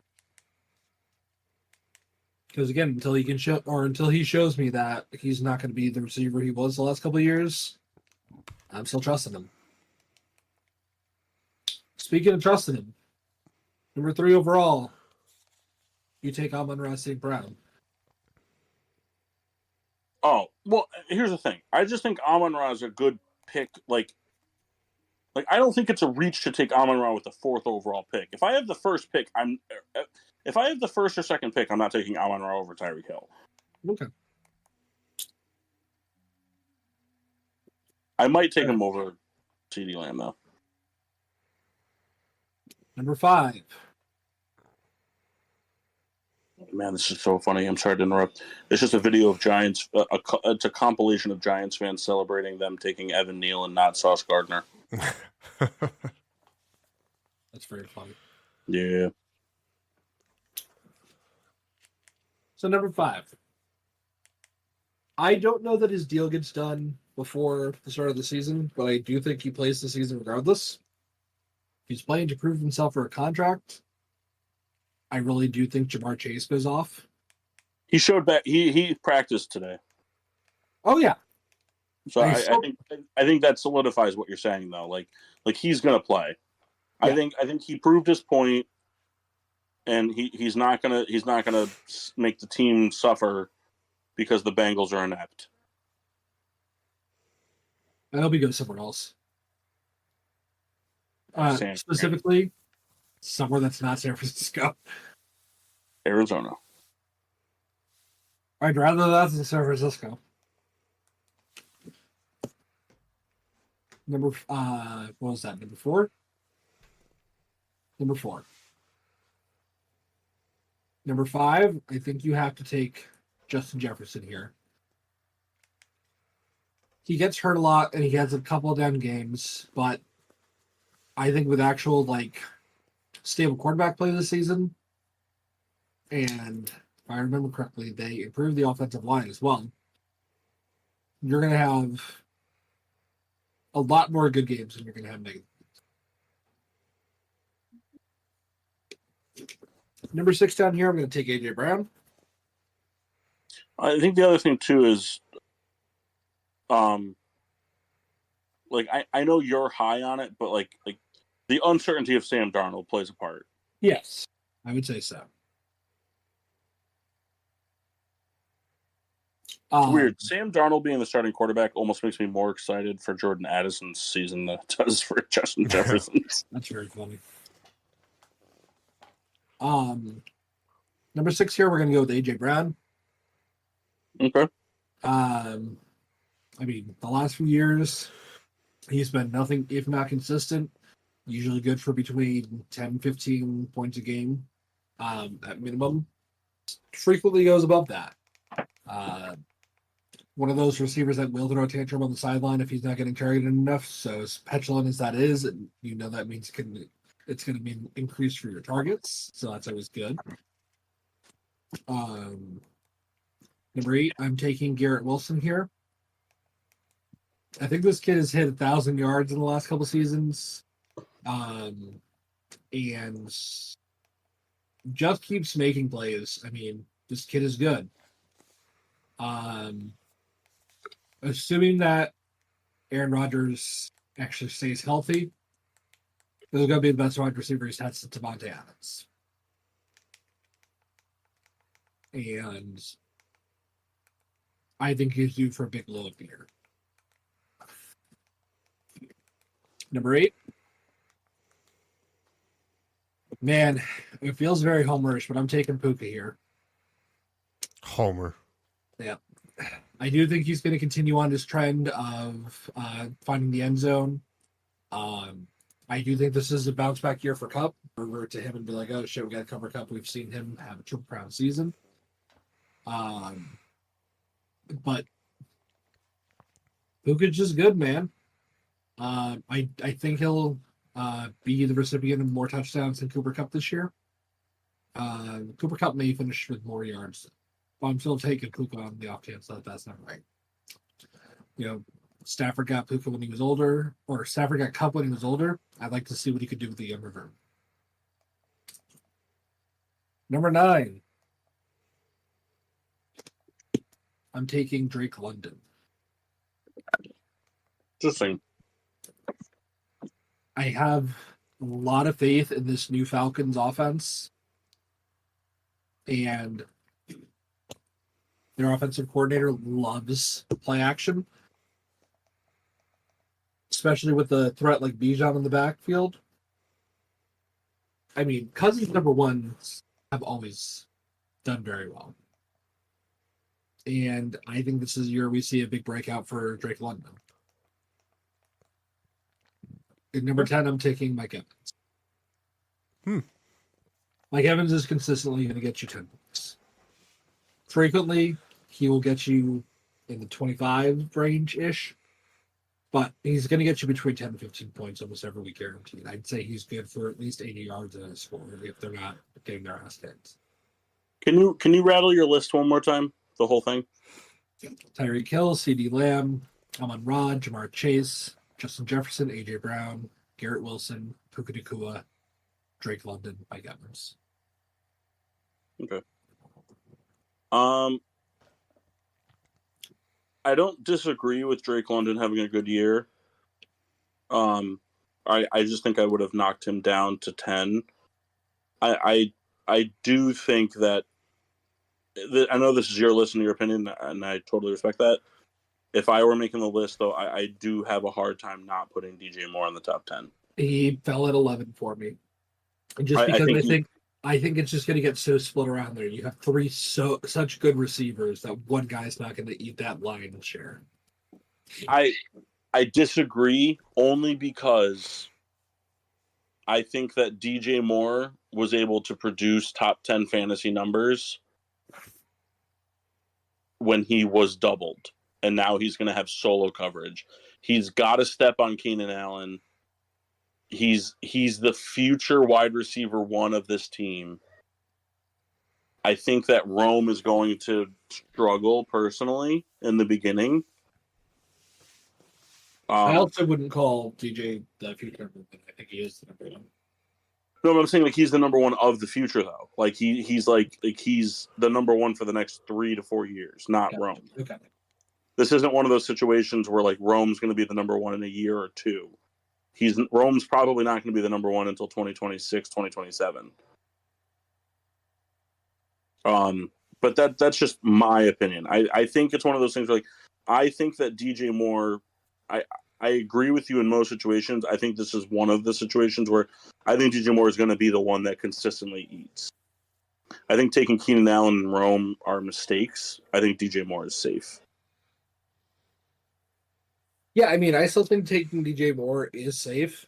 I just don't know that he's going to produce top 10 numbers. Although I could very well be wrong. I hope you are. Me too. No, you hate the Bears. They didn't win a ring with the Rams. Right. True.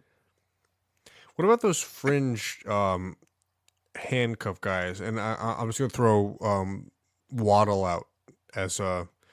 Well, I think he falls in the top 15. I think Cup also falls in the top 15. I think you're looking at like Devontae Adams also falling in that range. DJ Moore, that probably rounds out the 10 to 15. And then you get to like some of the handcuffs. You get to like Devonta Smith or what's the fucking kid's name? Debo Samuel. Like,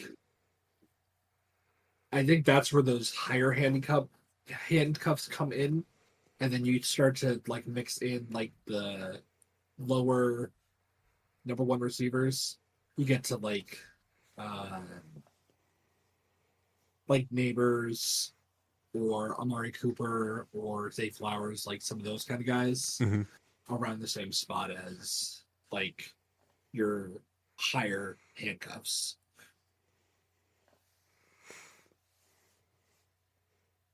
Yeah. I saw a pretty interesting take on the rookie wide receiver class this year. What's that? None of the big three of rookie wide receivers. None of them eclipse 800 yards, and none of them are in the top three for rookie of the year finishes. I could see that. That's going to be hard. I mean, in my opinion, the only one that's really at this moment in time, the only one that's a real threat to break 800 is Marvin Harrison. Yeah, because who the fuck is throwing Neighbors the ball? And I just and the comment, like you made earlier about just there's too many mouths to feed. Yeah. For Rome. Yeah. I mean, and I think I do personally think that if we see a situation where like we have Bo Nix as the starter now, I think we're going to see Drake May as the starter. I think we're going to see, or at least we'll see ample Drake May. I think I think Jaden Daniels, I think Jaden Daniels will do decent. I think he's a good quarterback. I think the only thing is, will he get hurt the minute he gets tackled? But I could see it. yeah, I could see none of them finishing top three in the Rookie of the Year candidacy. I agree. The 800 yards is the harder pill to swallow. Because if they don't hit it, they're not good.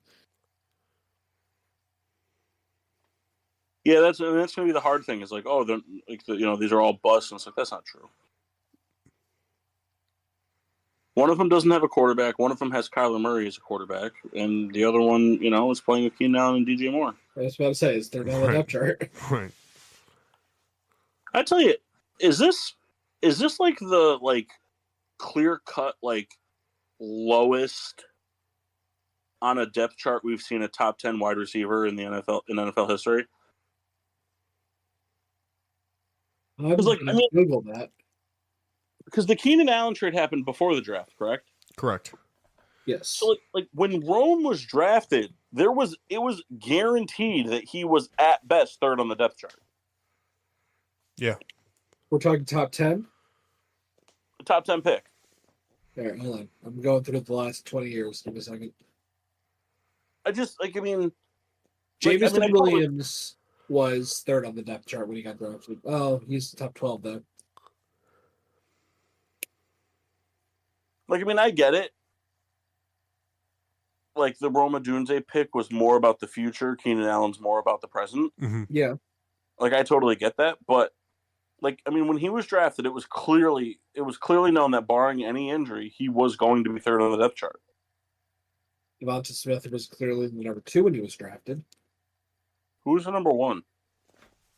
A.J. Brown. Oh, he was drafted the year they traded for A.J. Brown? Yep. He was a rookie last year? They didn't trade for A.J. Brown last year. A.J. Brown's been there for this is his third season? This will be his third season? Oh, okay. I believe that was the same year. Might be wrong. No, I think I want to say you're right. I'm just looking up A.J. Brown. I'm not saying you're wrong. I'm just curious. I might be wrong. 2020. A.J. Brown was A.J. Brown was traded in 2022. So this will be his third year. Okay. Just but he was a Titan in 2020. All right. Let's see. Wide receiver. No wide receivers in the top 10 in 2019.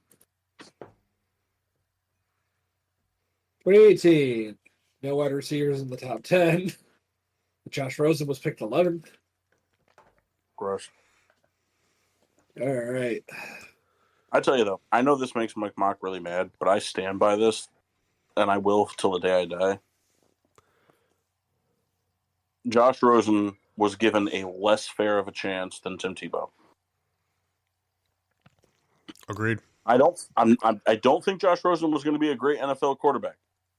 but he was drafted with the intent to fail. Yeah. Who was on the Bengals wide receiving core in T. 2017? Higgins. 2018. 2017. I mean, maybe like Mohamed Sanu. Hold on, I gotta go look at this. I'm looking at it. You keep looking at picks. Well, this might be our answer. Well, I'm looking up the rosters while you look up picks. Why? Who was drafted that year? John Ross. I mean, yeah, that might be it then, because it was AJ Green and Brandon LaFell. Wow.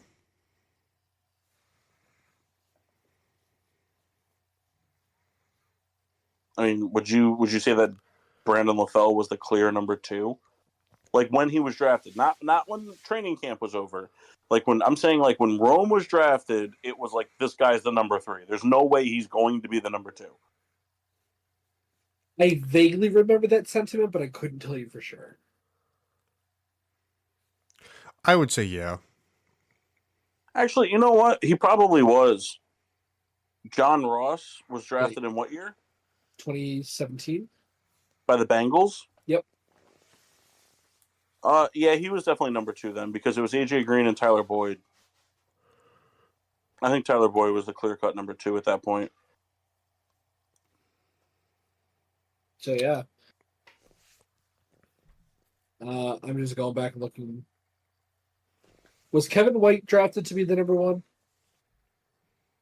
I don't think he was drafted to be the number 1 that year, but I don't think he was drafted to be the number 3. Okay. What year was he drafted? 2015. 2015? Yeah. 2015 roster. No, not 2005. 2015. I don't think Brandon Marshall was in the team anymore. Alshon Jeffrey, I think, was. No, I would say he was the 2 because it was Eddie Royal. Yeah. Was the other was like the other big receiver on the team, and that was the end of his career. So I don't think I would give it to him. Marquise Wilson, Deontay Thompson, Cameron Meredith, Alshon Jeffrey, Josh Bellamy. Yeah, I think he was drafted with the intent of him being the number 2. Like I think that was their like everything else they picked or everything else they drafted or signed in free agency and stuff was meant to be like roster filler. Sorry, I'm looking at something that I don't quite understand on SmackDown.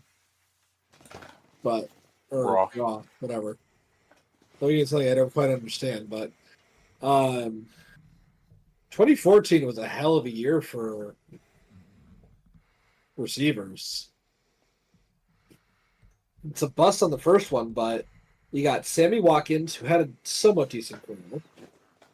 Mike Evans, Odell Beckham Jr., Brandon Cooks, and that's just in the first round. Yeah. Yeah, I mean, I guess it's John Ross. That's the answer. Man, what a bummer pick. Yeah. What a bummer pick. Honestly, for like all of it, because like that was the end of AJ Green. Tyler Boyd sucked. And they only drafted him because he was fast. Right. And he also couldn't fucking catch.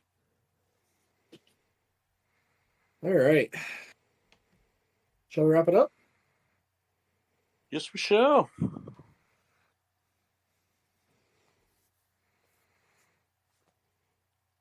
That's up to you guys. I don't do that.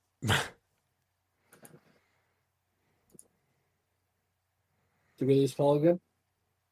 I'm here. Yeah. Who's here? We got to wrap it up. Yeah, so I mean, we'll just do some beer reviews. Next week we'll just do our kind. I think it's it's only fitting that we'll do our kind of intro to the NFL season show. We're not going to do it like we've done in years past. I don't really want to sit down and just discuss team by team. It's just monotonous and boring. I think we'll kind of just highlight major storylines we're interested in, views on our teams, division winner predictions, wild card predictions. Based off of where we're at now, and things that maybe some trophy winners, Any chance for in person? Next week? Yes. Are you going to be there? Me or Mass? You. Oh yeah. No, then I'm probably out. Well, we can talk about off Would've air. been. Just I was throwing it out there. Would have been so funny if you said Matt, you going to be there? that. Maybe. Could do Are you only going to be there if I'm there? Not necessarily. could do a midday recording. Did you guys see that Harrison Butker already broke the kickoff rule? No.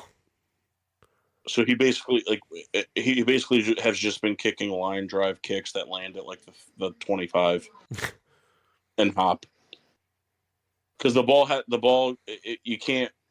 It's one of those things. I don't think you can't down it in the end zone, right?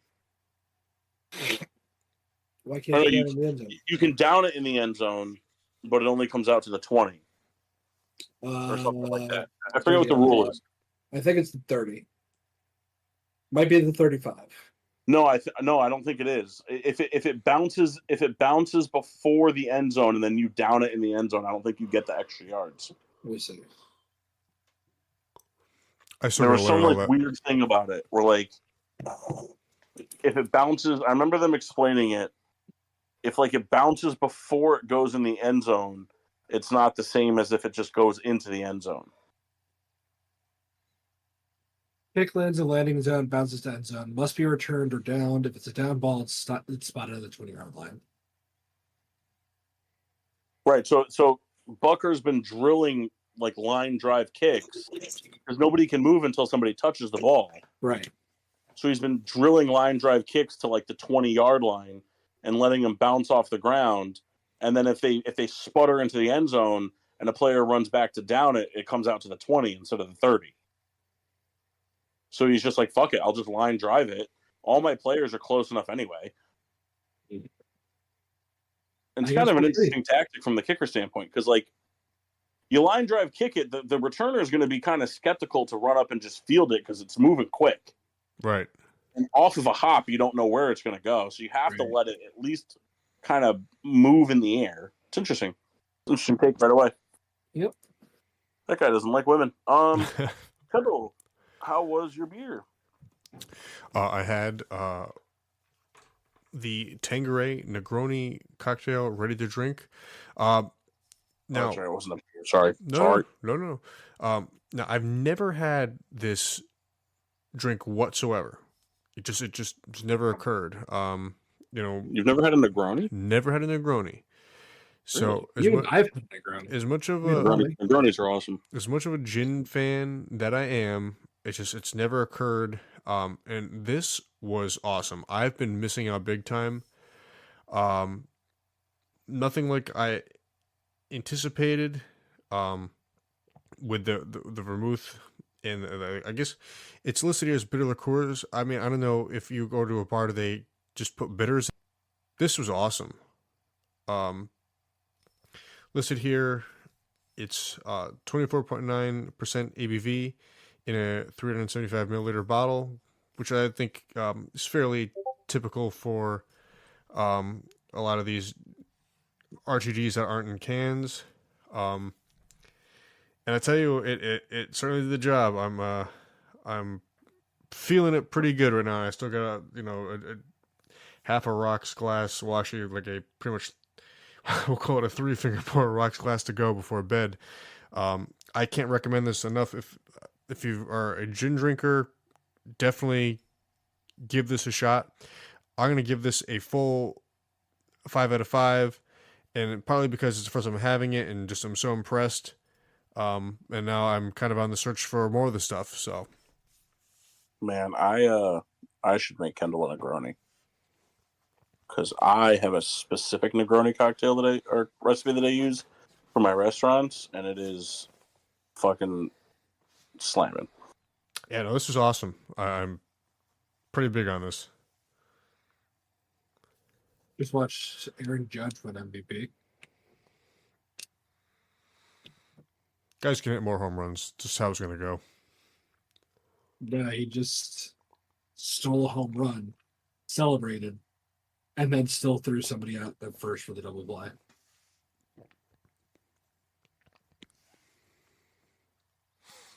Yeah. Yeah, it's pretty good. Tim Anderson, though. It's pretty good. Massey, how's your water? Crisp and refreshing. Yeah, that's fair. Hey, Kendall, Yes. just a heads up for you being a big Scotch guy. Mm-hmm. You would really enjoy the mezcal based Negroni. Oh, wow. Sounds pretty good. Yeah, it's basically it's bitter with a smoky element. Yeah, bring that on. I think I know what we're drinking at the draft. Also, well, you would really like the one I make. Okay, so you're making them at the draft, is what I heard. Oh no, I'm not. Why? Because I'm not buying those ingredients. They're not cheap. It's for high-end cocktail bars. Oh. This is a cocktail. I have this at a cocktail bar in Norwalk, and it starts at $27 a cocktail. Plus, I also don't even know where I'd get orange blossoms right now. But those guys have to worry about it, not me. So, yeah. Also, Kendall, you know what else you would really like too is the Quill. What's that?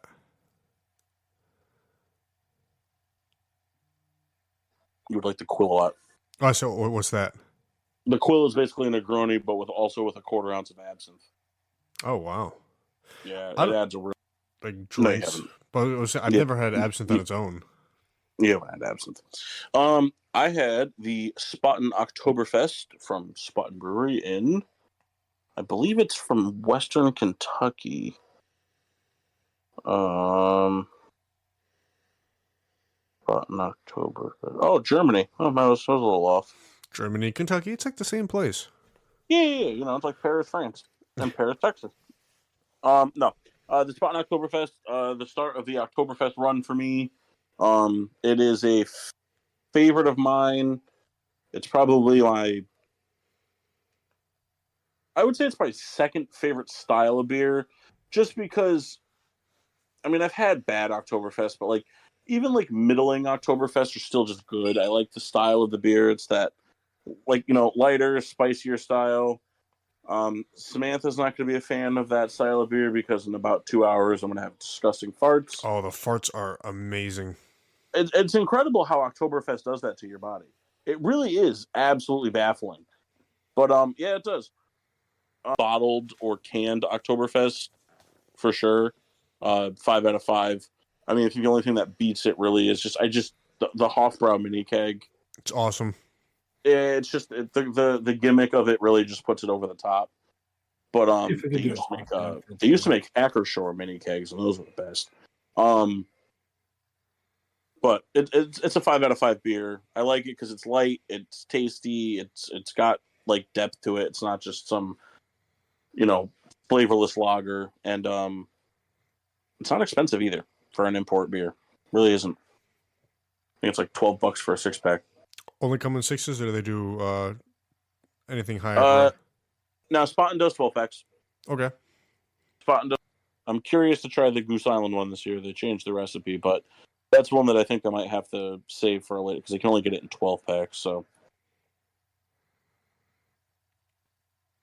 we'll see. We should get a Hofbrau keg for the draft. Gonna need more than one. Yeah. I didn't say a half keg. I said a keg. Well, they don't make full kegs of it for the United States. I thought you meant the mini. I thought you meant the mini keg. Get a mini keg per person. Oh man, could you imagine? I don't know that I could do that. I think you could do them. I mean, here's the thing: you could definitely drink a mini keg. It wouldn't be advised to drink it at home, but you could drink a mini keg of that because it's the Oktoberfest don't really breach 5.5%. Rough next day. That's what it's all about, Mass. I don't think you would, Mass. I really think I would. Let me see. How much are half kegs? Let's see. So this would be accounting 0 foam, which is definitely not happening. Nah, I mean, I'm not saying you'd be in great shape, but you wouldn't have a terrible day. It would probably equate to like 9 beers, 9 12-ounce beers. It would be like all right, I could do that. It'd be like drinking 9 Miller Lights in terms of alcohol. I could do that. I mean, I'm not saying you'd feel great. You wouldn't wake up and be like, oh, nothing happened. But like, you wouldn't wake up and be like, I can't do anything today. How much are they? Like cost wise? Yeah. I think it's like what, like $25 for you? Yeah, basically. That's it. That's if they're making them this year. They might not be. Last year there was rumors they weren't going to do it again. No, I always enjoy this. Would be a bummer. Yeah, I mean, I'll be able to get one, but I won't share it. I will send a video of me cutting it open and pouring it down my sink. Ugh. Man, even I'd be pretty upset. Well, I mean, that's what you guys get for being Mike Mock to my Kyle. All right. So, next week, we'll do NFL season kickoff talk and whatnot. And then, Massey, this year, I'm challenging you. Yo. The challenge is to come up with a top 10 power rankings every week for the NFL season, but stick to it. Oof. Okay. And if you can't make it to the show, you have to text somebody so we can read it. Okay. All right. I had a Riddler's ranking this week, but we ran out of time. I will do it next week, as well as a second one for whoever submits one. So, but until then, I'm your hostess, Cupcake the Riddler. Nope. I'm the Master of Massey. And Red Over the Baron, real quick, find us at Facebook, Getting Sports. Oh, sorry. No, you're good. We're going to do that again. Well, we could... Want to start it over? Yeah. Hey, Kendall, where do they find it? Hey. Whether it's thinking DJ Moore sucks like Massey does or being the juice daddy like Souls. Like, subscribe, follow. I'm revamping our social media. We just put up a post. We're gonna stay on top of it. And we're gonna do a better job of sharing it because we've been pretty shitty about it. Bottom line. That's fair. Been shitty about it. So, but hey, thank you to those who do know that we do that. So good on you. There you go. You want to know what I love? That I was silent for a good 5 seconds for Kendall to be like, hey, we still have to do this, and waited until we went through it to do it. Why didn't hear you say that? No, Kendall, I was silent. You had time to interject. That might be, Matt. Can you find a way to just put that in the quotes for me in Discord? That you said I was silent, and Kendall said I didn't hear that. I guess I didn't know what he meant. I know, but that's a good quote, and I need that written down somewhere. So, Massey, that. Can you do that for me tonight? Yeah, we'll talk about it after the show. But in the meantime, thank you. Until next time, I'm your host, Cupcake the Riddler. I'm the Master of Massey. And the Rat of a Red Baron, Juice Daddy.